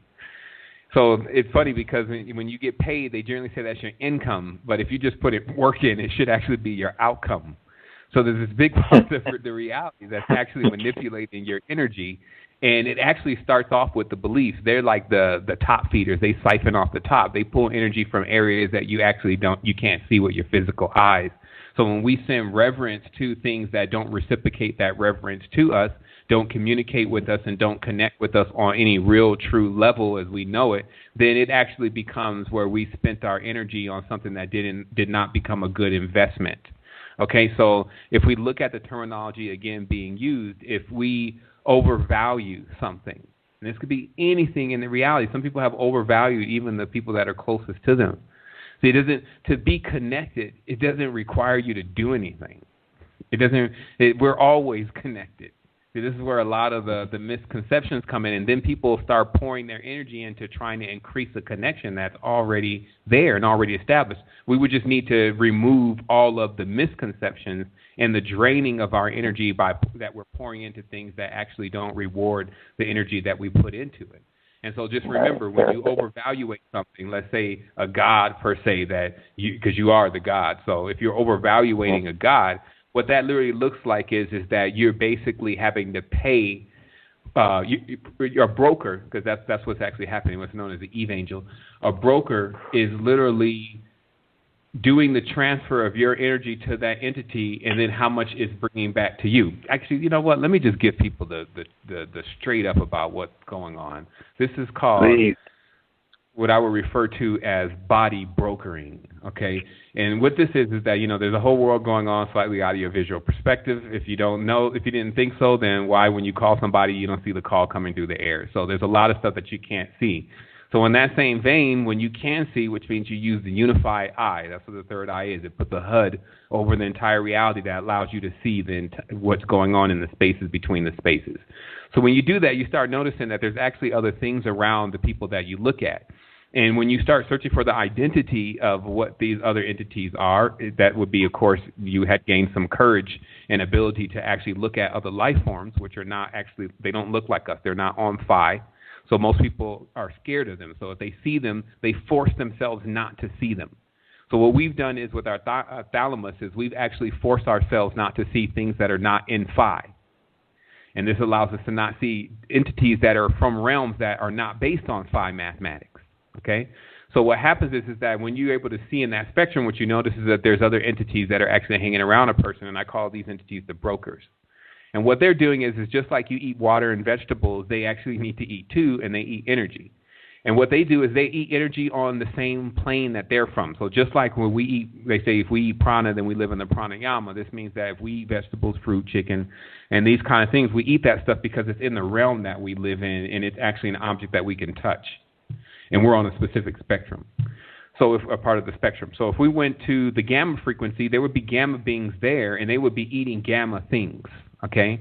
So it turns out that in far infrared, the same thing. There's other realms that you can't see. Far infrared beings, they eat far infrared energy because they're far infrared beings. Now, far infrared for us is anger. Far infrared for us is anxiety. So if through suggestion, meaning thoughts that appear like they're yours but are actually coming from the other whispering entities, trying to convince you to go and do things that feed them. And what happens is because they all don't eat the same kind of energy, they all can come into agreement with each other. It's like if I only eat anxiety and then you eat pleasure, then we can make an agreement, because if we're working together against you, then we actually can cause pleasure and anxiety over and over again, back and forth. But if it's just one being, let's say just one that causes anxiety, once you start getting to the point where you're tired of dealing with anxiety, you start finding solutions for anxiety, and then you don't have that problem anymore if you come up with a solution. So what I'm telling you is that there's other things that are often around people that incite them to basically spend different kinds of energies in order for them to feed other things that they actually can't see. And this is a serious situation that we're dealing with now in the reality, because now that it's going on, it's rampant. It used to be a little bit less because the ancestors could actually see them, and they would help those that you were looking at transmute themselves from where they got lost on the path. See, because everything is actually on the path. So just like the Quran even talks about, there's a lot of knowledge in all these books. It talks about how you can actually convince jinn to serve Allah. And what they're just basically saying is that you can actually convince disembodied entities to actually figure out how to even get themselves together. There's different accounts of this. And in fact, people who are capable of doing that kind of thing actually end up generating more energy, or what we would call spiritual currency, which is sometimes measured in knowledge and most of the times measured in experience. They will actually generate more of that than the standard individual. So what I'm saying is that there's an entirely massive world and experience out there for you. And where you're at is almost as small as the sliver on your pinky nail as far as how much you begin to experience of this. And that's actually a good thing, because it really means that in every single tense that this is going to get what you would perceive as better. This is going to go to a whole nother level. And so it's important for people to understand that, because many are downtrodden now in all this, and they feel like, man, it's just going to keep getting worse and worse. Actually, no, that's not. You need to see what it was before to determine that it was getting worse. And that's what I was saying in the beginning of this conversation, is also remember, we're going backwards. And here's another way to actually prove that, like that if we look at the clocks and the direction that the clocks turn, those directions in ancient culture always meant to the past. So you're actually not looking at a clock that's going to the future. You're looking at a clock that's going to the past. And even the directions that the English language moves, you're not looking at a direction. Notice the English language moves from left to right. The clock moves from left to right. So when you go and even study the Druids, the Druids were basically the melanin dominant people that were in over there in England were the Druids. And that's where the long hair and the Santa Claus and all of that stuff actually comes from. But you would read that in their traditions if you studied their traditions. That's the black god that runs through the forest. I mean, all this stuff is actually there, but what does it mean for you?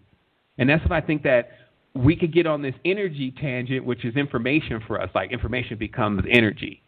So how is that? Because if I gave you some information that you was going to make $1 million tomorrow, you would literally be juiced up as if you already had that millions of dollars. This would be strange, but it's factual.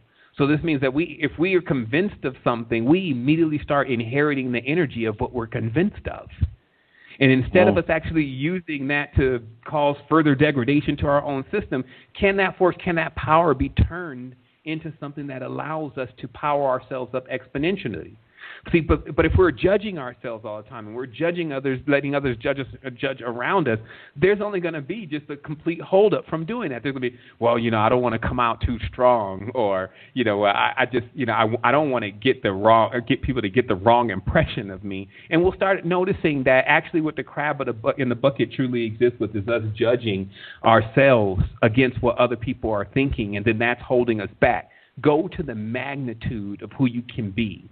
And how you get there is devaluate, meaning don't let this reality have so much value that you end up broke. Meaning that, and that's when a person has no will, meaning they can't turn. They have no currency or spend, so they can't spend. You see, all these words are the same because there's a real code in the language that's basically saying that. So if you happen to run out of currency because you overvaluated the reality, then inflation will take place. then the energy that you give and who you truly are won't have as much value to you anymore, and then thus it won't have any value to those that are around you. That's why people that have a tendency not to respect other people anymore, because they don't respect themselves, and the overall value of the human being is at an all-time low. So now you can even buy the human being at a very cheap price. And then what I'm trying to explain to you is that as far as your soul is concerned, that there's galactic banking going on, that in the known world, as you're calling physical realities, concepts such as banking and actually holding energy in cells has always been the form of product in the form of those realms. So meaning that you don't actually... Say that again? Yeah, I'm sorry. I'm gonna chime in real quick. Sorry, the online on the blog is we're going offline. No, online we're going off the blog. For those who are you want to continue the conversation, call the line. We'll keep you online because the Blog Talk Radio has a set time frame that you can use, but you can call and extend the conversation. So just call in anybody. The number is 515-605-9354. Again, it's 515-605-9354. Continue the conversation. Call the line. All right, this number. Exactly. Let you blank out on, brother. And again, just to let everyone know again very clearly, if you are on that on the internet side of this and it flips over, you will not be able to hear anything after that, and you won't even be able to call in. So if you want to keep hearing the conversation, definitely tune into the number the brother gave. Indeed. All right, so we'll go ahead and we'll continue. So again, what I'm getting across here is because, see, I have every conversation like it's the last one. Like I don't have to have a million conversations with you. You don't got to go to do all of these different things, and now you got to go to level 3, level 4. Like I look to end it all, finish it all in that conversation. So that's why I pour so much knowledge, because it'll just come through me like, hey, okay, you need to let them know about that. Because sometimes when you're dealing with strong people, they need a strong message. Like they need to hear. It's like when you're trying to wake someone up from sleep. Okay, a few things occur, and this is actually what you're doing. First of all, if the person's a deep sleeper, it's going to take you a lot of efforts to wake them up, and then not to mention when you wake them up, they're going to be pissed. When's the last time you woke up a person and they were like, "Oh, thank you so much for waking me up"? It doesn't happen. So too, the teachers have to get prepared for the backlash of what they get when they are trying to bring some truth. Now, see, truth, because it's my act, can always stand with the cosmic storm. So this is actually what you should be having as your foundation. So if you stand on a foundation that's Roman, it's going to crumble. The entire reality that we're actually standing on is already a long dead gone Roman template that did never work and always ended in a certain point. So of course you need to get off that island, off that projection, and actually get on your own. Now, of course, in this, and this is how you also can save a lot of your energy, because a lot of the energy is spent on judgment and hate. And in fact, those are the two most darkest forces that you can ever deal with. So what happens is that we have to see it like this. So then if the whole thing is an illusion and the only thing is the all-knowing, the only thing I'm doing is I'm playing with myself. So I'm in this reality where I'm basically building creations like a dream and a game, and the stuff got a little bit out of control, but now I'm getting my hands back on it. But the thing is, if I keep giving value to those things that are actually in the reality, and somebody's in the background moving dishes or something, so you may want to mute your line just because the listeners will be like, oh, man, all that noise. But I just want to say that. So what happens is that in this reality, we just got to realize once again that when we come to this point, oh, man, I kind of lost my train of thought, just because I know how people are about sound and things. So I just wanted to take this moment and just let everyone know you get to a point where you start realizing that you got to do something in this reality, and you're going to have to do it for yourself. Now, if that happens 1,000 years from now or it happens tonight, it's not going to really make any difference to the whole scope of time. It's just going to make a difference for you. If my eyes close, your eyes don't close. So that means that there's a certain part about what I'm experiencing and a certain part of what you're experiencing that is unique to us as beings. Now, what I would encourage you to do, since truly sky is not even a limit, you can go even beyond. You have all the tools. If we weren't actually in a realm that's always telling us that we don't have what we need, if you have 2 hands, if you have 1 eye, 2 eyes, if you have 1 leg, only until you spend time with people who don't, you start realizing how fortunate you are. So we're in this reality that keeps telling us, well, I need this and I need that. They need to respect me and I need to get my rights and we need to know. You don't need anything more than that library, actually. You don't need actually anything more than Google. And more importantly, you don't need anything but truly your own sanity within yourself to realize the importance of you. See, these ancient cultures talk about that you could become like this being that is hollow. And every single day you live out life as believing that you are actually something, but in all actuality, you're just running off an autonomous program. And you'll know that when it's hard for you to tap back into the moment and say, okay, what's really in front of me? Like, what are we talking about here? Like, I'm talking about your soul. I'm talking about your internal existence, which is going to go on. And I'm telling you about how to get in control of it. And I know because I had to get control of my own. So anytime those kind of rare opportunities present themselves, then it's almost like I'll beat down the door personally to actually get the knowledge because, see, for me, it didn't come this way. Like I went throughout the world in my little world, my little nucleus, trying to find what I felt like would be the answer to this entire reality. What happens when you die? Those kind of questions. And I couldn't find anybody. I met Prince. I met Patti LaBelle. I met different people that would be what people would think is, oh, that's who, you should get around. Those are people moving and shaking. Those people know sometimes less than what we even know is if we're just on a slightly conscious path. So what I'm saying is that you don't really find any avenues of really getting this kind of knowledge. You find abstract knowledge. And then I'm saying my knowledge is better than other people's knowledge, but I'm saying knowledge has to be unified. It must solve something. It must have applications for what we're dealing with right now in this space and time. And what I'm telling people, because a lot of people, they still, though they believe in their spirituality, they got to deal with the money thing. The money thing is directly connected to the currency and the energy moving through your body. And the moment that you start building that energy, which is like it builds up your spine, literally like a thermometer, continuously getting higher and higher. When you start cultivating that energy, for the male it's one way and for the female it's another way. Those are other conversations. But cultivating that energy rather than spending that energy all the time. What this is very similar to, let's say if we're going to use the male body, is to like, this may be a little X-rated, but pretty much everyone's always looking at X-rated content these days anyway. It would be basically OG semen, meaning that for the male body, if the semen doesn't get to a certain stage in its own growth, it doesn't actually have the molecular substance. It's not the proper chemical. It's not the proper fuel to really jettison that male to an entirely different state of his consciousness and on the physical plane. So then he's to work to cultivate that, which you could cultivate it through chi, you can cultivate it through jing, you can actually begin to pull prana through your body differently. And then this is a reward-based system. Like this is not like a burden. Like we do things that are much more difficult every single day. Like it's just being here. So you're cultivating energy that actually allows you to become more powerful so that you can get in control. And some people will call this magic, but it's not as mystical. Like look at the words mist, meaning to put a cloud of smoke all around us. You can't see that.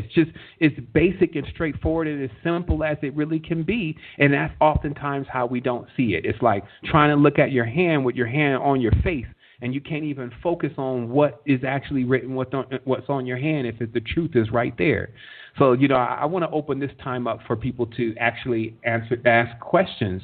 And that's going to get us into the latter part of the conversation, and it's going to allow us to touch on all these subjects, possibly a little bit more, in order to bring further clarity. Excellent. Awesome. Okay, so question. All right, let me look online. Let me see if we can grab some questions. First question. All right, first question we got is actually from one of our customers, HMU customers. Hello. Everything is going all right. They've been dieting and cleaning the body with parasites, but they have more questions about the dream state as they clean the body. And actually, they have been they tried the monatomic, the mega hydrate from Spirit Tech from the Kuna Matata portal. How does that affect them in their dream state, or how could it better affect them? And specifically to mega hydrate. What's been created, which the formula is still a secret to the guy who actually, he has a formula that nobody knows exactly how he did it. But what he left is he left the 64 panels of a buckyball, which is basically what like a golf ball, the Epcot Center looks like. There's certain molecules that look like that. And what they what they generally are is the electrons and the neutrons are paired. And I'm trying to make this as simple as possible. So this means if it goes in your body, it's just going to go in your body and go right out of your body. It's already mated. It's already bonded. So there's nothing that there's no reaction. So what this does is that their panels are actually open. So when it gets into the body, what it does is it immediately bonds and charges things that are in the blood. And then with that process happening, this means that the blood actually becomes more energized, so it actually has a higher energetic potential, and that's already been even seen in a blood analysis after a person has taken megahydrate. And so what this basically is it's fuel. Like it's actually a chemical component that allows there to be a reaction that goes on within the body that oxygenates the body and then purifies the blood simultaneously. And what that does is it leaves you the ability to actually begin to charge. So remember that it's like a ladder with energy. Energy builds. And that's why I say most of the energy is being drained. Like this would literally be like, for many people, trying to put water in something that has a lot of holes in it already. The only thing that, it's beneficial, of course, it'll work for you. It does different things. But if you're looking to fly over the moon with it, you need to patch the leaks first, because you'll get to a certain point, and that's what many people utilize the substance for, is to reach that point. You'll get to a certain point, but to get it to do more for you, then you got to patch leaks up that are in other places, and those places reside mostly within the consciousness and in the misconceptions of what we think is reality. So it's like when you start becoming a person that is just like honed in on your spiritual progress and you're not letting anything distract you, you can already peep that. Because the first part of the whole process, and this is what's funny, like once you start trying not to react, right? Because a reactor, like a power plant, is giving off energy. So that means that in the reality, most of the time, most of the stuff is just trying to get you to react. And many people know what I'm talking about. You literally deal with people, they just want you to react. They want you to blow up or something like that, right? So notice the terms are all the same. So then once you start peeping this out, what this literally says in some of the ancient books is now you're basically showing the hidden being that you can see it. And generally, it will flee at that point. Now, it'll try to come back. They say it generally tries to come back about 3 times before it doesn't even have enough energy to keep this whole engagement going. So what I mean is that, let's say, for instance, something wants to cause anxiety. So when it hits you, every time it gets anxiety, so every time it hits you with a certain thought or a certain idea, a certain sequence that it can cause to happen, then you start getting that anxiety, and then it eats, and then, it's a great relationship for it. So then what happens, let's say, for instance, you start figuring out this is going on. You feel like every time that it's strange, that every time something goes on, that you have to get into this whole anxiety zone, and you just choose to stop doing it. Like, okay, I'm done. I'm drained. I'm limp. Like, you're not going to be able to elicit a reaction from me anymore. So let's say you start doing this. So the first time you start doing it, obviously that's going to seem like a joke. So it's just going to come back around again. And if you don't do it again, now what's happening is every time there's an engagement, energy is spent. There's nothing in the reality that moves around that doesn't spend energy. So when it has to come back around for the third time again and it still doesn't get fed, now it's only left with a choice to basically find someone else that it can feed off of. And this is actually what many people are dealing with in their daily lives, that they have to start realizing that those uncomfortable tugs against your energetic field that keep being, whether it's your significant other or, your work, your job, that once you just stop for a moment and just kind of like, we call it play dead. It's literally like, okay, I'm not even like, I can't do it today. That's kind of how I go at it at first. You got to learn how to talk to yourself. So when it starts happening, man, I can't do it right now. I'm so tired. This is like, because what's going to happen is in about 3 days, everything is going to be okay again. But then I'm going to have lost my energy already. See, think about, have you ever noticed that you've dealt with some crazy situations, and when you get the information, yo, blah, blah, blah, just did this. What? And then, man, you got to get in the car, you smash down there, all the crazy stuff that happens, right? But then 3 days later, all of it's solved. You then came back to terms with the person, y'all even maybe back together again, all this, right? But you already spent the energy, and you're not going to get that energy back. So what I'm saying to people is that start thinking before you react, and start thinking about, well, you know what? Does it really need me to react? This is how you start playing with the matrix. And this is also how you start sussing out some of the energetic forms that are around you that you can't actually visually see. But then when you start doing this kind of thing, you notice they'll start causing blunders.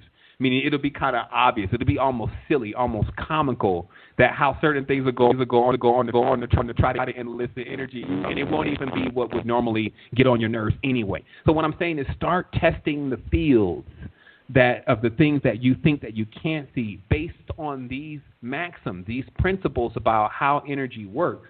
And then that's how you're going to get out of the situations that most experience when they don't have enough resources to fuel their own projections and basically allow their what they would call dreams to become reality. Because it's literally all you're doing is you're giving yourself the strength to go through a birth. So when you're attempting to birth something into this reality, you need the strength to do that. You need the minerals. You need all of those things that what it's going to be made out of. You have to cultivate all of that. And so this is what puts you back into the driver's seat of being able to do that, this kind of knowledge, because it lets you know where the energy is normally wasted. That will be the energy that you build those things with. So Mega Hydrate, again, is a great supplement to drive energetic potential into the body. And then also to understand more about your energetic field, because when you go into the meditation on Mega Hydrate, you feel the pulse is higher. So if you know how to meditate properly, you can look up my whole body breathing video on YouTube, and I talk extensively just about a specific exercise that you could do standing, sitting, or laying down that allows you to drive energy into the body, and then start looking at the body as a design that functions very similar to a car, that every single component that's in a car is actually in the body, from the generator to the engine to all those kind of things. There's a huge correspondence between the two. You know, the central unit, the processing unit on the car, what they call the brain. So all of those components, and start looking at the body sometimes if doesn't make sense to you that way. It's like, okay, so if I throw some regular gas in a rocket ship, regular gas in this case would be chicken. You know, if I throw some chicken grease into a rocket, like, I'm not going to go anywhere. I'm going to go down, actually. And that's actually what generally happens. The person starts having more of a lower level kind of persona or overall energetic field around them. And it's because there's no actual energetic potential within what they're eating. Because we're people, we eat light. Like, that may sound crazy to a lot of people, but I think CV and big-time medicine men have already drilled it home to us enough about the certain substances, like, you know, the certain vegetables and those kind of things, especially when you take them under Curlian photography, have a very strong energetic field on them, while other stuff like some bubble gum or some hot wings has nothing going on. In fact, it actually appears that it's actually in another energetic spectrum. So, because nothing actually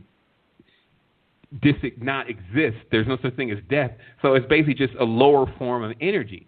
So then you put that lower form of energy right into a vessel that you're expecting to power through the atmosphere.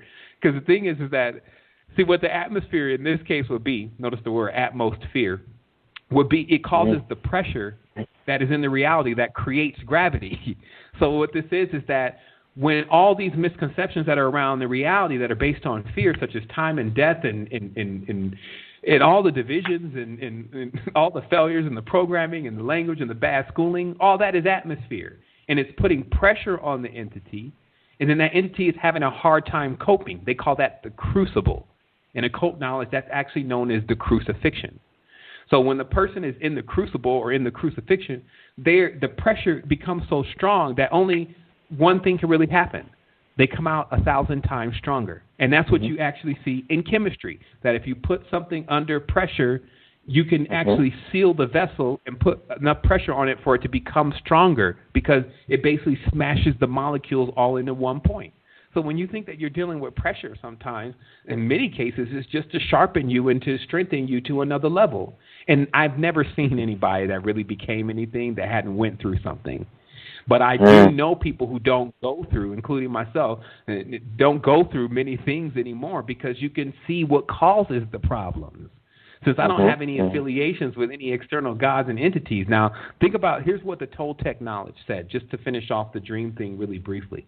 Toltec knowledge said the reason why they kept talking about the whole 2012 thing is because what they used to measure is the times when suns would come in and come out, like the whole session of a sun cycle.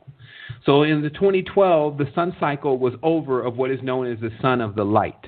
Now, this is interesting because we use terms a totally different kind of way, but in their world, the sun of the light is all external. It brings light to see external things. So thus concepts of an external God, external ways of healing yourself called medicine, doctors, all those kind of things go on in the sun cycles of light.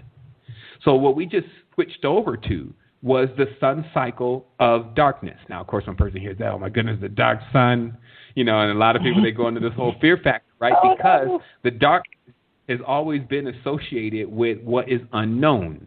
So the only thing that actually is unknown the most to humans on this planet are them. So what the dark sun is the sessions that go on when you have to start drawing within yourself to learn more about yourself. Isn't that what we see going on? And then those earthquakes that were happening, that people even moved to Ecuador, they would try to move to places on the earth where they can survive because they're so external. Even the people who were interpreting it were so external that they misinterpreted the entire thing. So I will plug right now, you go check out Sergio Magana's work. That's Magana. If you want to learn more about that Toltec dreaming and what their knowledge revealed about what the moon is, and and this whole process of what we're going through on the planet, which is actually known as a nether region, meaning you can live in the nether region of your own consciousness, and that nether region will be the past. It will be your mistakes. It'll be what you keep repeating, and that actually describes most people's lives until they break the cycle. You stop looking in this mirror as that's you and worshiping that person that's right there. Start realizing how you can pull in all the other yous. This is other programs running. This is what you see in the dream where you acting out and you got this other whole character and role that you're playing out. And you even be tired when you wake up. So what are those? Those are other versions of yous that are running. And, again, the reason why a lot of that is not cohesive is because we're not deeply into ourselves and realizing that we're the book that we need to be reading, right? So this is, and the product of that is that nothing makes sense. So you see the dreams, they're all over the place. You're like, you even have to ignore that stuff even has some kind of validity. So all of that is basically a product of living this way. And so we have this opportunity now because we will always put in the system. The system is hyper intelligent, a fail-safe for when we start demoralizing ourselves and dividing into the point we can't divide anymore. See, remember that the whole thing about physical worlds is based on division. Languages are to divide, meaning language is any language. I don't care what it is. The whole goal of that language is to cut aether. Ancient languages do it a lot better than newer languages. What I mean by cut aether is when I say a cup, you don't bring me a car. You don't bring me a seat. So when I said that, I just cut through the aether of your consciousness and describe something that you also can relate to. Now, of course, that's done in a very weak way now because it doesn't have really applicable use. Bring me the drink. This doesn't seem like power to us anymore versus back in the day when it was da, and then all of a sudden some stuff start materializing, and then bam, there it was because, it's a whole different mainframe. And if people think that this is a game or that's a joke, you got to go and study and look at it for yourself. Like, not everyone is dumb. Like, when we live in a reality that basically doesn't have common sense, it starts making us think that we've been on this path of not having common sense for like ever. And that's not the case, because when we go to digging up the past, we start seeing that actually the further we dig, the deeper we get into some kind of real truth. And so this is how everything is, but we first have to mine ourselves. That's why you can take all the stories internally. You got to get the Igigi to park the ship over the top of your pineal gland and get ready to descend so they can mine the gold that's there. Because on your other planet, there are two suns, meaning there are two gods, and they're always warring day and night, fighting for your energy. So you could take any story, double brain Yakub being that ultimate side of yourself that's so logical that you even conjure yourself out of your own greatness, and then you've actually created your own enemy, and your enemy is now ruling over you. See, all of these things, if you have real knowledge, if your will turns, that's why I said, see, this is like phi. That's why they use the pentagram. They show you the pentagram in magic because it's a mathematical symbol for the equation that is used to calculate how things are created in physical realities, known as phi. Then we know phi is encoded and pi is encoded in the pyramid. But if we're still thinking that, let's say, math is a white thing, we won't even know what pi and phi mean and still have a problem with why we can't control the reality around us. And then some people will even then go to the next day and say, you know what, I don't need to control the reality around me. See, that's when a person takes offense. To me, conspiracies are actually when a person is taking offense to something that they can't control, and they still want to make it external to them, so they want to go blame something external that can't even hear them, by the way. Because most of the things that we complain about, it's not even like those things even hear us complaining or even care. So why am I even wasting my energy? I will want to put my energy into becoming powerful. And to do that, it's as simple as making me the central character in the theme and starting to heal myself by feeding myself the energetic potential. And it's all so vivid because every time that I want to take a bite of something, I start looking at, well, how much energy is here? Is this going to be mutual? And I'm not saying you have to go and run around like a rabbit all day and just eat plants. Remember, there's the entire spectrum. We eat air, we eat light, we eat minerals. Those are higher forms that are easily purified. So how I can explain that is even for me to purify a vegetable or to purify an animal, it would be almost impossible because the spaces in which the purification only means how much of it only is there, is impossible. There's so many chemicals and bacteria and elements that are inside of plants and also inside of animals that constitute their being, meaning that it's not a good or a bad thing. If I put that into my body, which I do, I'm a vegetarian, but I have eaten meat before, there's still only so much energetic potential there. But if I go and take a piece of titanium or a piece of silver in monatomic form or in colloidal form, I can put that into my body, and then my cells eat that. My cells don't eat chicken. They eat metals. Because there's a part of us, and that's the noble side. That's why I say nobles don't react. That's the noble side of us actually eats gas.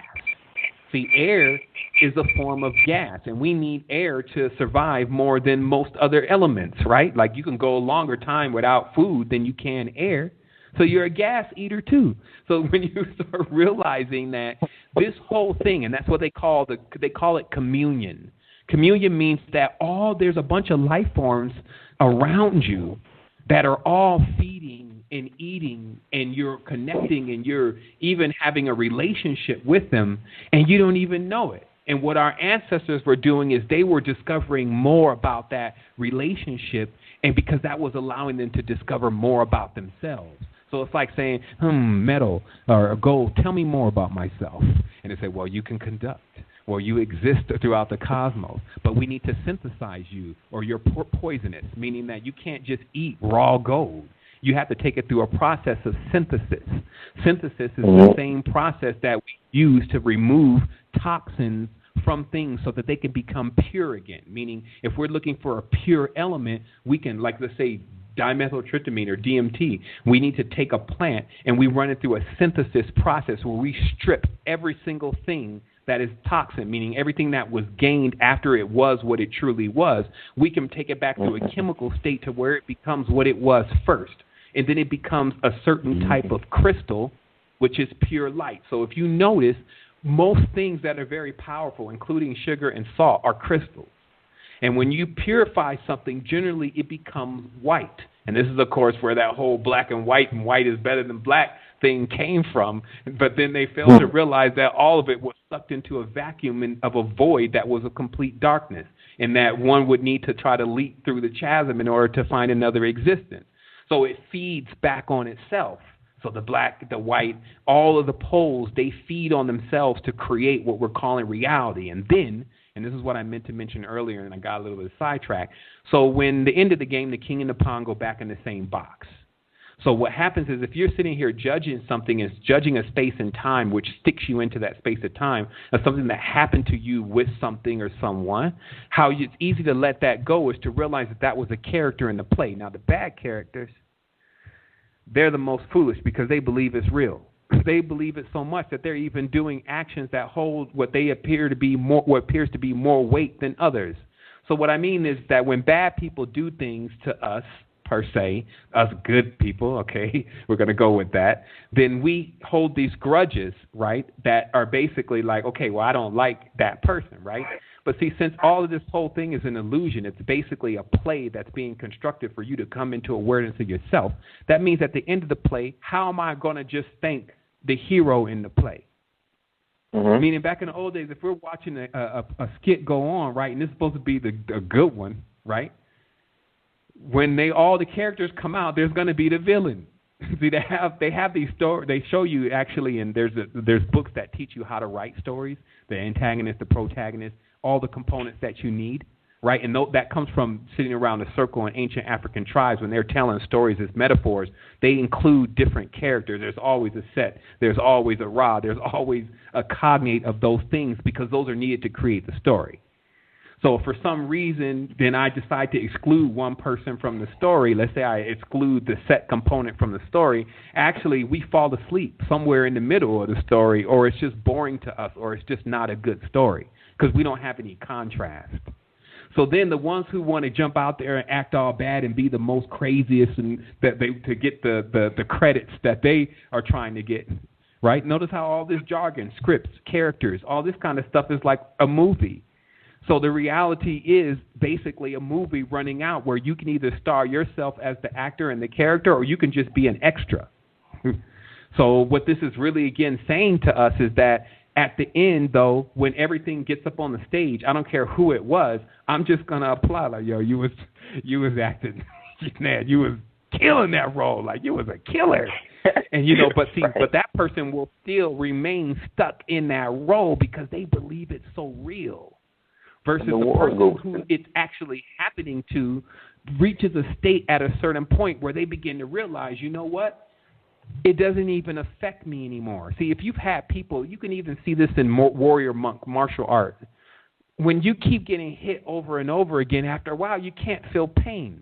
And this takes you to this other threshold of realizing that pain is not even real. See, so if we weren't so busy, again, trying to make sure that everything is a cotton ball that we're riding on top of this cloud, so everything is all irie so we could just go to sleep again and realize that actually we are warriors on a plane to where we create as we speak, then, it would be more exciting for us. You would find that there would be an actual conversation with the guy you sit next to on the bus every morning, or there would be something cultivating. And here's another thing. Think about, again, the power of the dream world and becoming a lucid dreamer literally means that I don't care what a person's position is in the reality. If you have control over your dreams at night, you're king, you're queen. And this is lucid dreaming is not something that's should be accredited to just something so mystical. Anyone can do it. You just need to know how to focus more on your dream and how to start preparing the dream. Meaning, when you go to sleep, that whole process of you actually going to sleep there should be almost like a ritual taking place. Meaning, you're basically setting your ship in the proper configuration to get ready to travel. And this just being more conscious about, okay, I'm going in the dream, I'm the controller of the dream. Like the guy on Dune, reaffirming, I reaffirm to myself is all powerful. I reaffirm my affirmations of power because I am the power. So it's almost like what you're doing is you're basically hypnotizing the monkey mind. The mind is basically functioning like a computer. So when you start feeding it data over and over again, it just starts going with that. And that's what I was saying. Like, you can hack your consciousness by, if every single day you forced yourself to go do something, like go out, hike, go jump off something, go and, you just forced yourself. Even if you say, I don't even like to do that, but just force yourself, just drag yourself. After 22 days of doing that next day that comes around, you're not going to go back and just go lay in the house again and chill out like, okay, I tried that, it didn't work. No, you're going to be like, man, I got another thing that I need to go to. It's going to switch things. And this is just how we function. These are hard-coded mechanics that have really nothing to do with, things that we can't obtain and things that we can't achieve. So, if there's, we can go ahead and take some more questions. I'm not sure if I want to take some callers or anything, but remember, I'm open. Okay. I talked to Brother Usiku. If you have any callers ready to come in, you can go ahead and start asking to do what they need to do with the tone to bring themselves in. But I have another question here as we got off the line. It is, can geomagnetic fields affect your dreaming? If so, how? Like what happens, most definitely. Okay, go ahead. Brother Usiku, if you will, whenever you like to, chime in whenever Seven is done with the next question, so to call in, or if they're calling, or if you have all their questions online in the chat box, let me know. But again, the question is, can geomagnetic fields affect your dreaming? If so, how? And I guess how to protect yourself from it. Well, yeah, I mean, there's you don't need to protect yourself from them, but the thing is that you need to know how to use them. The thing is all the energy fields. All energy fields are like waves, right? So when you know how to ride waves, it's like surfing. Like you learn that there's a certain level of balance that you need, right? So what this means is that, let's say, for instance, like Trump is a wave, right? So if this wave comes and people don't know how to handle that wave, then they just get flattened. They just get knocked off, right? And that generally is by giving more energy to it and just talking about all the bad things, right? But if a person would look at that as a scenario like, well, since they didn't bought this guy into the office, that means that anything really goes. I better get myself together because this has now gotten too serious. Then they've actually used that scenario, that wave, to propel them to getting serious and getting into what they need to get into. So it's worked for them in a positive, if you may, in a positive way. Okay, so we can do that with anything. So any other energetic force, and let's say in this case geomagnetic fields, this gets us a little bit deeper into what we see going on the vault, meaning what we see going on in the heavens with the stars. And this is actually what controls, in many cases, what you're actually dreaming about, because positioning yourself a certain way in your bed can change your dream space. Sleeping over the top of things like running water, all water in general cases runs underground. So if your bed happens to be underground, right where that water is moving, then it makes it easier for you to get out of the body. That's why there is actually spaces that we would configure that would allow us to get out of the body rather easy in our tribes and in our indigenous lands. So that's the thing about geomagnetics is that they can give you more ability to project and also to amplify your energy. And there's just so many different things that you can do that with. Seeing that all is energy, and this is literally what we're looking at this point. And they tell you that, of course, in science and physics, it's all energy, but we also don't realize sometimes that, okay, well, if it's all energy, first of all, that means there's no scarcity of energy, and that also means that anything can be turned into an energy. And so that's what I do. I think in Chinese they call it the Wu Wei. It's basically using energies in your favor rather than to work against you. So anytime that I see energy moving that is moving like it wants to work against me, I configure myself a certain way in order to allow it to power my system. And then obviously those kind of energies, if they have some kind of sentience to them, they generally move on because they thought that they were dealing with the same scenario where they can just extract energy. So this is a time that we can start exploring our houses. Like, it's kind of obvious if you're living in a high rise and you're off the ground that your spirit is going to have a hard time what we call unpacking. And this is just because there's nothing to actually ground to. So getting a grounding blanket, which is a blanket that is weaved with silver strands, and then you plug it into the ground that's on your power outlet, that actually helps a lot in grounding the body and getting rid of the static field that is around the body that can become disruptive, which is called I believe it's a positive ion, because the negative ions are good for you. The positive ions basically are radicals. They send the energy into like a chaotic field. So, these kind of things, it's just studying your environment and obviously getting closer to nature, like realizing that we literally need to do an entire reintegration, most of us, with nature, because nature seems now boring. And this is because we're feeding on another energy. A lot of times people will go and they love to hear the crazy stuff from the CNN, and they love to dip into the World Star Hip Hop and those kind of avenues because they've now become addicted to that kind of energy. But remember, that's what those energetic forms that can sometimes come into agreement with other energetic forms around your consciousness through holes and leaks and even oaths and pacts that you've created with other things, and then they all of a sudden you prefer a certain kind of energy that is not actually fueling, empowering your system. For me personally, I like a well-balanced palette. Like, I don't always just go for what is everyone perceived to be good and what is perceived to be bad. That's only 180-degree turns, meaning that good 180 degrees is evil. So you generally, when you're looking at anything, it can always be seen in those both ways. Power can always be used to do different things. So, that's why I don't really turn anything down when it comes to knowledge. I observe it, and then I see how it fits into the blueprint. Okay. Awesome. All right, well, we have Brother Siku. If you would like to, if you have any callers on the line waiting, I'll wait for your response.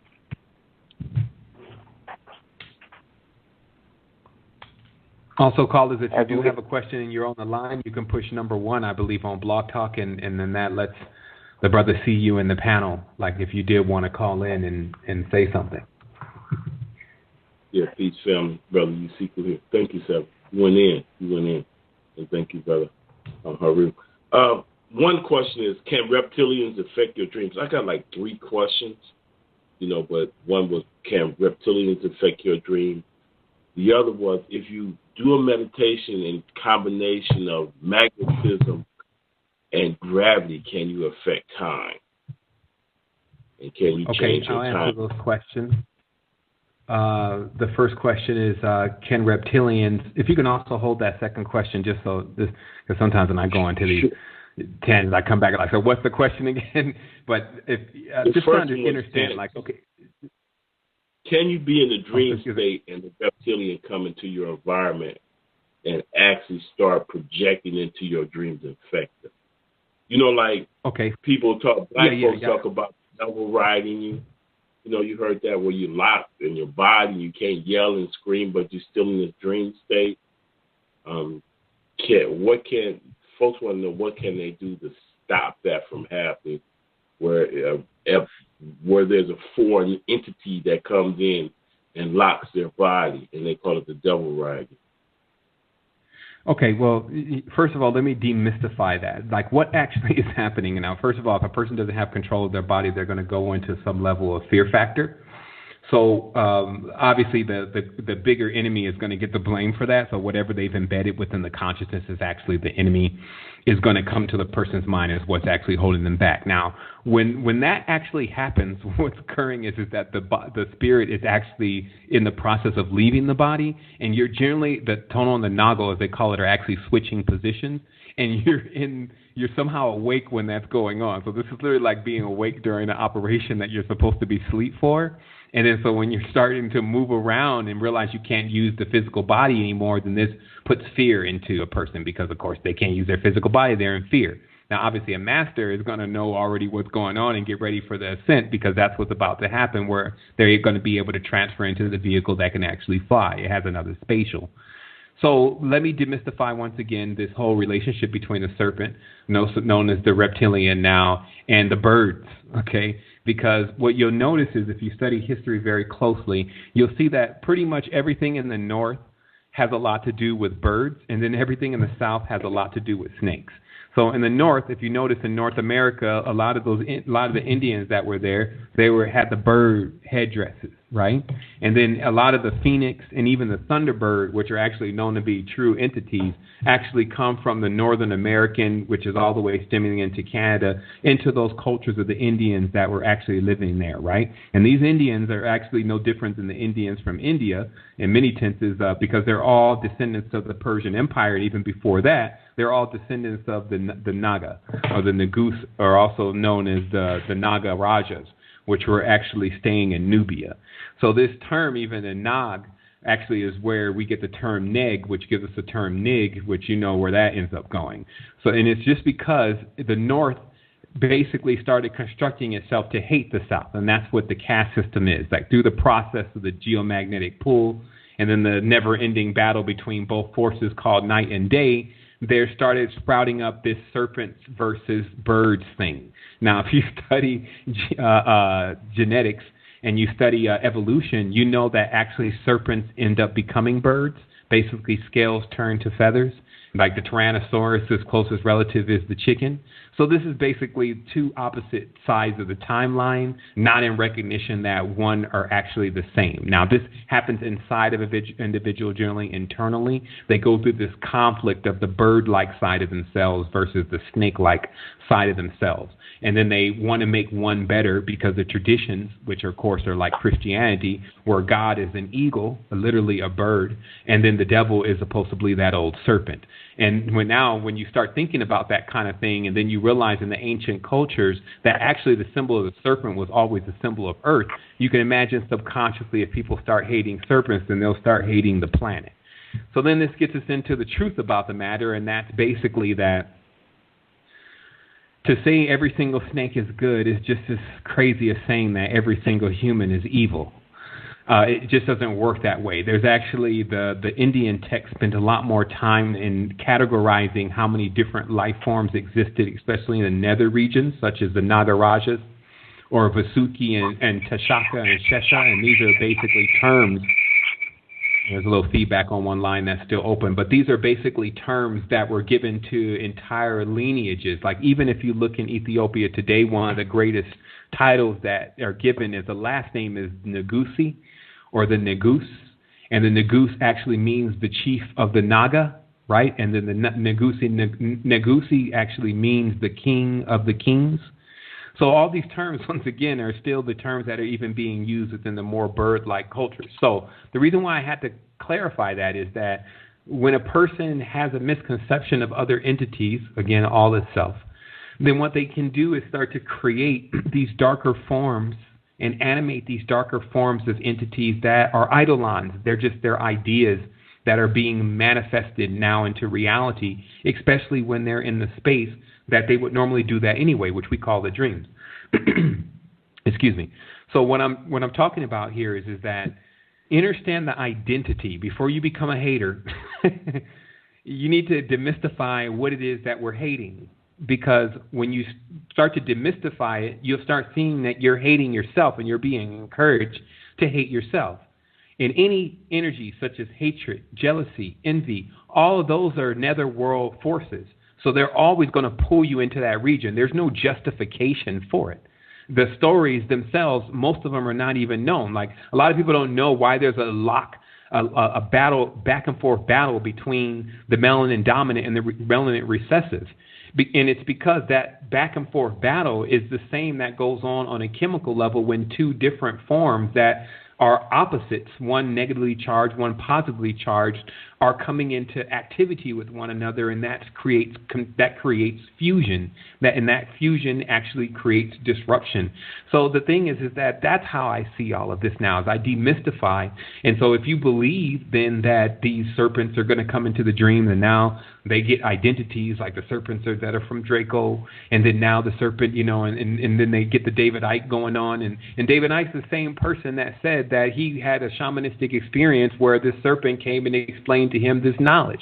But he still maintains that he's basically a person that hates these serpents because he believes that they rule the world and that they're holding humanity back. So to me, these are stories for kids. Like whether it's a snake, it's a reptile, whatever it is, there's nothing that has more power than me. And that's also a valuation thing. So of course, then if we're in a reality that is constantly debasing us, remember this is Welfen Shankri. That's how you pronounce it. This means the German action of debasing the populace, the Prussian action of debasing the populace through education, or what is known as education, which is entrainment. What does this mean? This means basically that you're taught that you're a wretch. You're taught that you need degrees in order to actually be smart. And the interesting thing is then they tell you that basically look at the systems of knowledge, the bigger the words, supposedly the more intelligent you become. And truthfully, the bigger the words, the more confused you actually are about the meaning of that word. And thus the confusion you will maintain with the meaning of that world. So every single word creates a world. And when we give those big giant words, then trying to think that we're so much more smarter than everybody and that we're all into that, basically. So that's the world of division. And this is why they call the gods of this world generally Deus, Dios. All these words mean two. This means when you literally have split from yourself and you set up another opponent for yourself so you can go into this back and forth battle. So that opponent could be the other race. That opponent could be some snake. That opponent could be the bird. But actually, in truth, you're the one that's scarring up yourself. Because if you hermetically seal yourself, remember the actual state that the body is in is hermetically sealed. This is why somebody can't just go putting their nasty hands inside of your stomach without getting you infected. This is why you can't catch a bullet and generally not have to patch up that hole or that wound. As I say, hey, put pressure on that wound. And this is what hermetics is. It's to put something under pressure in order for it to remain contained and sealed. So this is the kind of reality that we're actually living in, but we've opened ourselves up to many of these mental viruses and mental infections, and they've gotten inside of us, and then now we don't know what's causing what. So to get to a conclusion to the question, what's happening when you lay down and you start feeling the paralysis of your body is the tonal and the nagu, and you can study Sergio Magana's work to learn more about those two characters. This is basically the sun side of yourself and the moon side of yourself are now switching shifts. And then one comes into power and the other one goes more into the dormant stage. This is why, and I was even thinking about this today, why is it when you go to sleep, you seem to recharge? And I ask the question again, why is it that when you go to sleep you seem to recharge? What is it that you're doing so much that when you're awake that is like causing so much of an energy drain? And then when you go to sleep, what is it that's being restored that allows you to feel like when you wake up you're ready to go at it again? See, it's sometimes perceived the wrong way. We're not going to sleep because we need rest, because we're too tired. We're going to sleep because one shift of our body is over and another shift is attempting to move in. Because other than that, a person would be able to sit down into a non-dormant stage and not do anything and just stay there with their eyes open, and they would feel like they were recharging and ready to go work again. But that's not what happens. They need to close their eyes. They need to shut down their a certain part of themselves. But still, again, if you think it's the organs are working while you're asleep. If you think it's the brain is working while you're asleep. So they're not actually getting any rest. So what's going on? What's going on is the transfer. So this is why in these books and this Toltec knowledge, which again is Kemet knowledge, deep knowledge, what it's saying is that the power that you're looking to achieve is when you balance out the tonal and the nagu. You force them into becoming one. Then you don't actually sleep anymore. You're basically like a dream warrior, day walking character. Every time you get into the dream, it's like a continuation of your waking reality. The waking reality you often dream of before you walk into it because it's actually slightly behind the dream reality, as we talked about earlier. So this means that kind of person would predict the future really easier, what most people think is the future, which is the past. Remember the way that clocks are running. They would be able to predict the future, so they would know what's going to happen the next day, and that gives you foresight. Now, that doesn't give you the lottery numbers. You're not concerned about those kind of things. The only thing that the ancestors were doing with understanding the stars was understanding themselves. That's why they looked at the stars as the ancestors, because when they can pinpoint where they had come out in that whole star system, because they knew the meaning. See, the code in the sky is like a braille disc, right? And we only see a small fraction of the stars now, especially because of light pollution.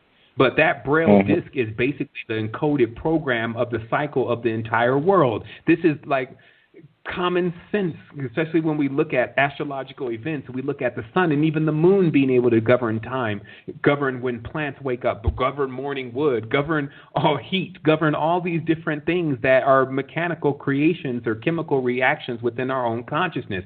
So that means that if we knew the whole thing and what everything did, not just what the two main stars do, which is the sun and the moon, but the whole thing, then somehow we even knew where we were in that, we would know what was coming next. We would know what happened before. And when you have that knowledge, you can project yourself to any point in time. So when you have total access to your consciousness, you can project yourself even through your dreams into any space. So this is called a Time Lord.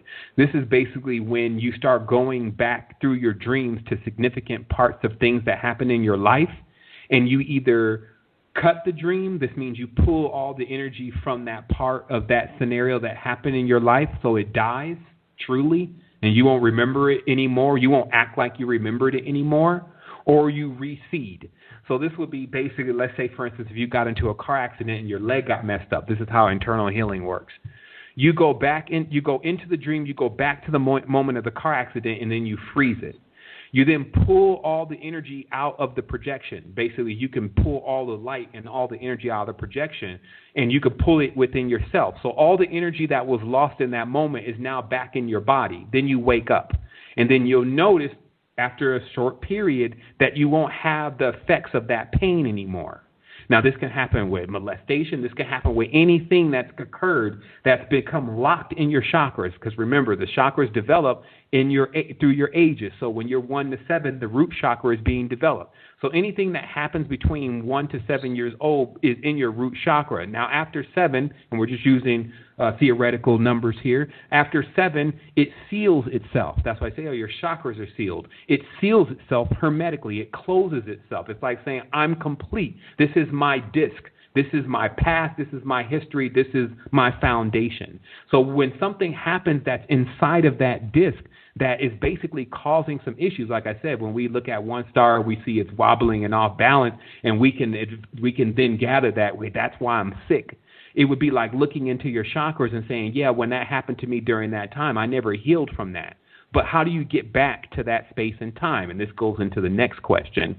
So if I asked you what is the speed of light, then you would be able to tell me. But if I asked you what is the speed of time, then you would not have an answer for me. And this just means that we haven't done enough research, or we're researching the wrong thing. Now, we know you can break the speed of sound, and they call that a sonic boom. You can go to YouTube and see when something breaks the speed of sound. So this means that if there is a speed of sound, then there's a speed of time. So if we knew the speed of time then, and we could move at that speed, then that would mean that we will become time travelers, because we would literally be moving at the speed of time. But, of course, that seems like a fantasy. It seems like a movie that's made only for science fiction. But the truth is we actually do have a vessel that is capable of time traveling, and we call it the body. Now, the reason why we know it can travel is because even if I asked right now, if we're going to go 10 million miles from here, if we took the fastest vehicle, it's still going to take us some time to get there. We can take an A-10. That's probably one of the fastest land-moving or sky-moving vehicles right now, but it would still take us a certain amount of time. But if we knew our destination, we could go in the dream and get there immediately. But notice the key here is you need to know the destination. So this is where focus comes in. If you don't know what you really are trying to get from this mainframe, then you're not sending in the right program. It's like you're just basically sending in fuzzy data into a system that's rejecting the data as a syntax error. This is what happens when a person starts moving on their own intuitions and not understanding, or understanding, as I call it, matrix mechanics. See, matrix mechanics if I had is like to know this. the ledge. Go ahead. I'm just sorry, but I just wanted to say, if I had another ledge bomb, I would have dropped it right there. That was powerful. I'm sorry. That was powerful.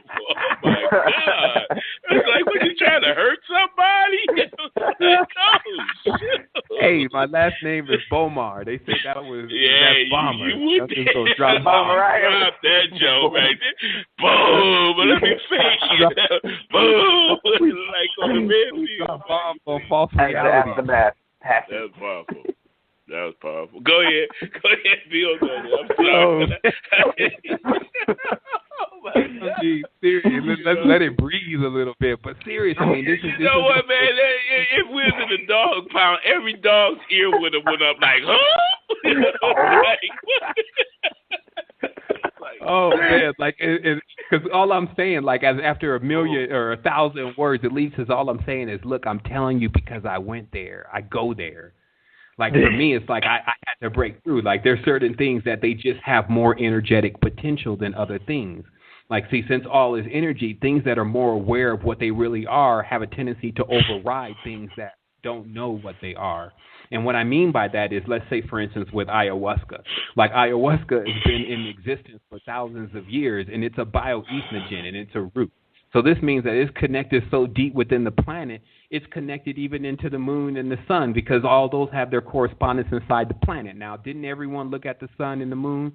Didn't Great Pharaoh look, and didn't Nesut-Biti look at the sun? Didn't Cleopatra look at the sun and the moon? Yeah. So that means that it has captured them. It's still a receptacle to interface with anything. So I can look into a celestial body and actually allow it to refract so that you can get the consciousness from every single thing that ever glanced upon it. So this is a big thing. This means that what we literally have in front of us is we have the ability to access all knowledge if we weren't so busy being distracted. So no wonder why. See, this is the only thing that was allowing me to answer the big questions, because I was sitting in rooms with big questions at a certain point. When they put you behind them bars, you don't got no choice but to actually start asking the real questions if you have any sense about yourself, if you have any tact. So the thing is that, you know, when I'm in a situation, like, I'm not going to give up on myself, and I'm going to start realizing more and more of myself. And then when I do that, then I realize more and more about you. And then if I'm doing what I'm supposed to be doing, then I'm coming back and I'm bringing the knowledge, just like if we went out hunting and gathering, and I'm bringing you back something that I can't eat all this. Like, this kind of knowledge has no application for one man alone. Like, this is big. And so, but at the same time, I'm actually in a point now where I'm like, yo, whatever's going to happen is going to happen as long as I do my best. And it's going to be timed perfectly. So when I say, when I jump on these joints, it's like, man, I try to look, and I wrote the whole list out. I was like, well, this is what, because it's always there. Like, there'll be people listening to this, hopefully 10, 15 years from now, if we haven't moved on into another system, and then it'll be right on time for them. I never met a person that wasn't serious about getting some knowledge and getting some expansion and getting to another level that didn't get it from invisible help. Literally, so the thing is that if you're getting help, sometimes you have to kind of like still test the water. See, the thing is, there's nothing wrong with this. Stop the good and bad. Stop hating yourself. Stop hating on yourself. You have to make a sober estimate of yourself every single day so that you don't imagine that you're more than you really are. Because then if you do that, it has the effects of like AA, but not admitting that you're an alcoholic. You literally imagine that you're more unless you can't receive anything. So that's why I was saying about nullifying your character, because it's easy for me to devaluate the entire existence that I've had here into a minuscule that is as small as a grain of sand in order to inherit something more, because I'm not carrying a huge bag on my back talking about I'm going to heavens. Like, if anything, with a big bag on your back and a lot of weight and a lot of habits and a lot of things that are dragging you down, you're going to the netherworld. Brother okay, I think we had a little I'm still here. I think we had a little disconnection for a minute. Okay. I got somebody been holding for 40 minutes. Can we take her before they? Well, let's do or it. him? Yeah, okay. 803-312. Welcome to the Ring Stone Network. You're on with Brother Haru and Seven Bomar. Peace. What's your question? Greetings. How's everyone? Perfect. We're good. Good. Awesome. Just had a quick question. I know, Seven, you talked about different things feeding off of your energy and not giving your energy to those things that feed off different parts of you. But it seems like the further getting into like my spiritual journey and trying to help other people through their spiritual journey, that those energy feeders, so to say, get bigger and greater. What are some things that you would say would be good to help combat that, or even the type of mindset going into this, knowing that that's the case a lot of times? For sure. You know, it's really about getting your arsenal together. Every person that works with healing knows that they must combat sickness, and that is a real battle. That's why they call them warriors. So we must get familiar, if that's our work, to deal with people that are sick, how to deal with situations that are that encompass that. So, for instance, like I used to really get close to people that were coming to me for help, and somehow in that process I was forgetting that they were sick. So then when they would do something all crazy, I would be so vulnerable in the scenario, I would be just blindsided by the whole thing. And then I would get checked by my higher self and say, well, I don't see what actually happened wrong here. So I'm like, what do you mean? Notice I have a really good relationship with myself. And then it's like, well, they said they were sick in the beginning, but like somehow you just kind of went into the normal thing, like just being their friend and just helping them, but you didn't ever isolate their sickness. So what happens is sometimes you need to quarantine yourself, literally putting yourself behind certain barriers to certain things can't be reached. So I don't let people into my holiest of holies, which is the inner sanctum of my own consciousness. That way, if they piss me off, then I'm not really actually affected because they weren't down that deep anyway. But of course, if somebody is already under in that area and you just now start learning about this, like mom, then it makes for a whole different kind of scenario, or dad, or the kids, or whatever. And that scenario generally has to do with now, because they're in that part of our heart. Either we can do surgery and try to remove it, which may cause a loss of our own self, loss of the patient, or we go into that battle. Now, when you go into that battle, energies are vibrations. So most of the time is that people that have issues, see, when I try to point out these things that are around a person, it's almost like you have to even see it as their actions, their own actions, but now you're capable of seeing what those actions have created as a separate thing. And the reason why that I want to put it that way is because there's nobody that's not doing at least a small fraction of what they often complain about. It's just when they're complaining about it, it's at such a high magnitude that they don't even recognize it as that same hatred that you have is actually the same hatred. It's just on a different level, but it's that same hatred that this person has. So what I do is I go in with energetic potential. I'm like, okay, well, let's just flood this place with light, if you may. Let's flood this with higher, full spectrum light. I'll say it like that, because some people think light is white. I guess because they rhyme or whatever. But the spectrum, the light is a full spectrum. So I go in there. Well, let's go in with full spectrum light here. And how I do that is that I take the highest levels of all those energetic ranges, and then I bring them with me if I'm going to go do something. So what this means is that now, first of all, I'm going to attack the environment first. So this means a simple diffuser, meaning the thing that's $20 that generally missed all the oil scents into the air. A simple diffuser with citruses inside of them. Citruses, because see, what citruses are higher vibration. I mean, that's why they have that kind of effect. They embody a lot of light. Because remember, everything here is storing light. Trees store light in their bark. That's why the bark is very powerful. Trees store light in the roots. That's why the roots are so powerful. They have medicinal properties. So it's the same thing with the citruses. The citrus, as you see, is related to the sun and things all the time because it brings that kind of energy, like it perks you up. So when you come into an environment, before you even say something to somebody, like sometimes I come in there with the sage or the Palo Santo or the diffuser burning citrus. Now, of course, some people can be like, man, what are you doing? But, it depends on what kind of battle you're dealing with, because sometimes you can just sneak this stuff into the reality and people they like it. It's like, okay, I'll do that. Here's another pointer. When you're with your house, see, when people are coming in from outside, especially if they're wearing their shoes, they're bringing in a lot of stuff. So there has to be also like some kind of like literally checkpoint where they get like basically debugged. I don't know what you want to call it. They get the energies get removed in simple sage, because see, these are trees that are allies to humanity. When you see these trees on the other realm, it's like they're very powerful and they connect to a lot of things, and that's why the ancestors, and that's why in these shamanistic traditions they're so connected to certain trees like sage, because sage comes in there and basically clears up dark energies. Now, its version of clearing up dark energies, though, if we study it deeper and if we experience it deeper, is not, I'm going to kill this dark energy and like there's this huge war that goes on. That's a part of our imagination. What goes on is actually a healing, where a more powerful, more, let's say, collected, more perfected version is showing that this is what you can achieve. And that's basically what's going on in the background. So look for those kind of things in order to remove energies out of environments when you're dealing with people. And then also remember that if it's like a battle thing going on with knowledge, it's often better, instead of telling someone about how crazy their religion may be or their beliefs may be, it's often better to go in on something like their diet. Because what happens is that if you start immediately offending them with, what their belief is, it doesn't matter anyway what you're saying. They can't process what you're really saying about higher levels of consciousness with a dirty body.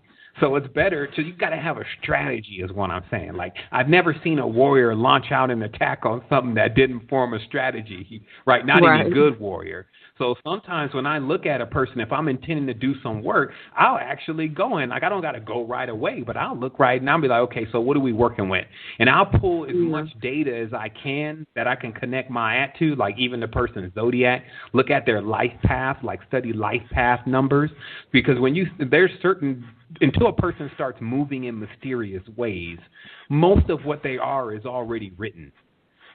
And I'll say that again. Until a person starts moving in mysterious ways, most of what they are is already written. So you can go and read that and then realize, oh, I'm dealing with a number 2. Number 2s are like this. And then you know what not to say to a number 2 if you're looking for any progress. And now this is why the real healers are not healing from an egoistic standpoint, because ego has the person in there basically trying to win a battle.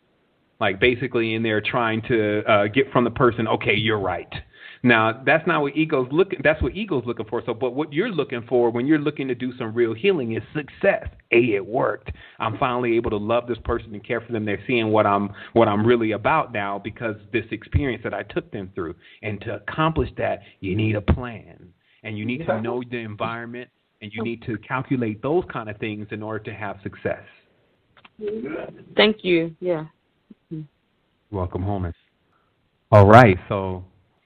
I'm sorry, they're getting ready to drop us. We got like 3 minutes, and I'm sorry. And hopefully, sister, that's what I thought.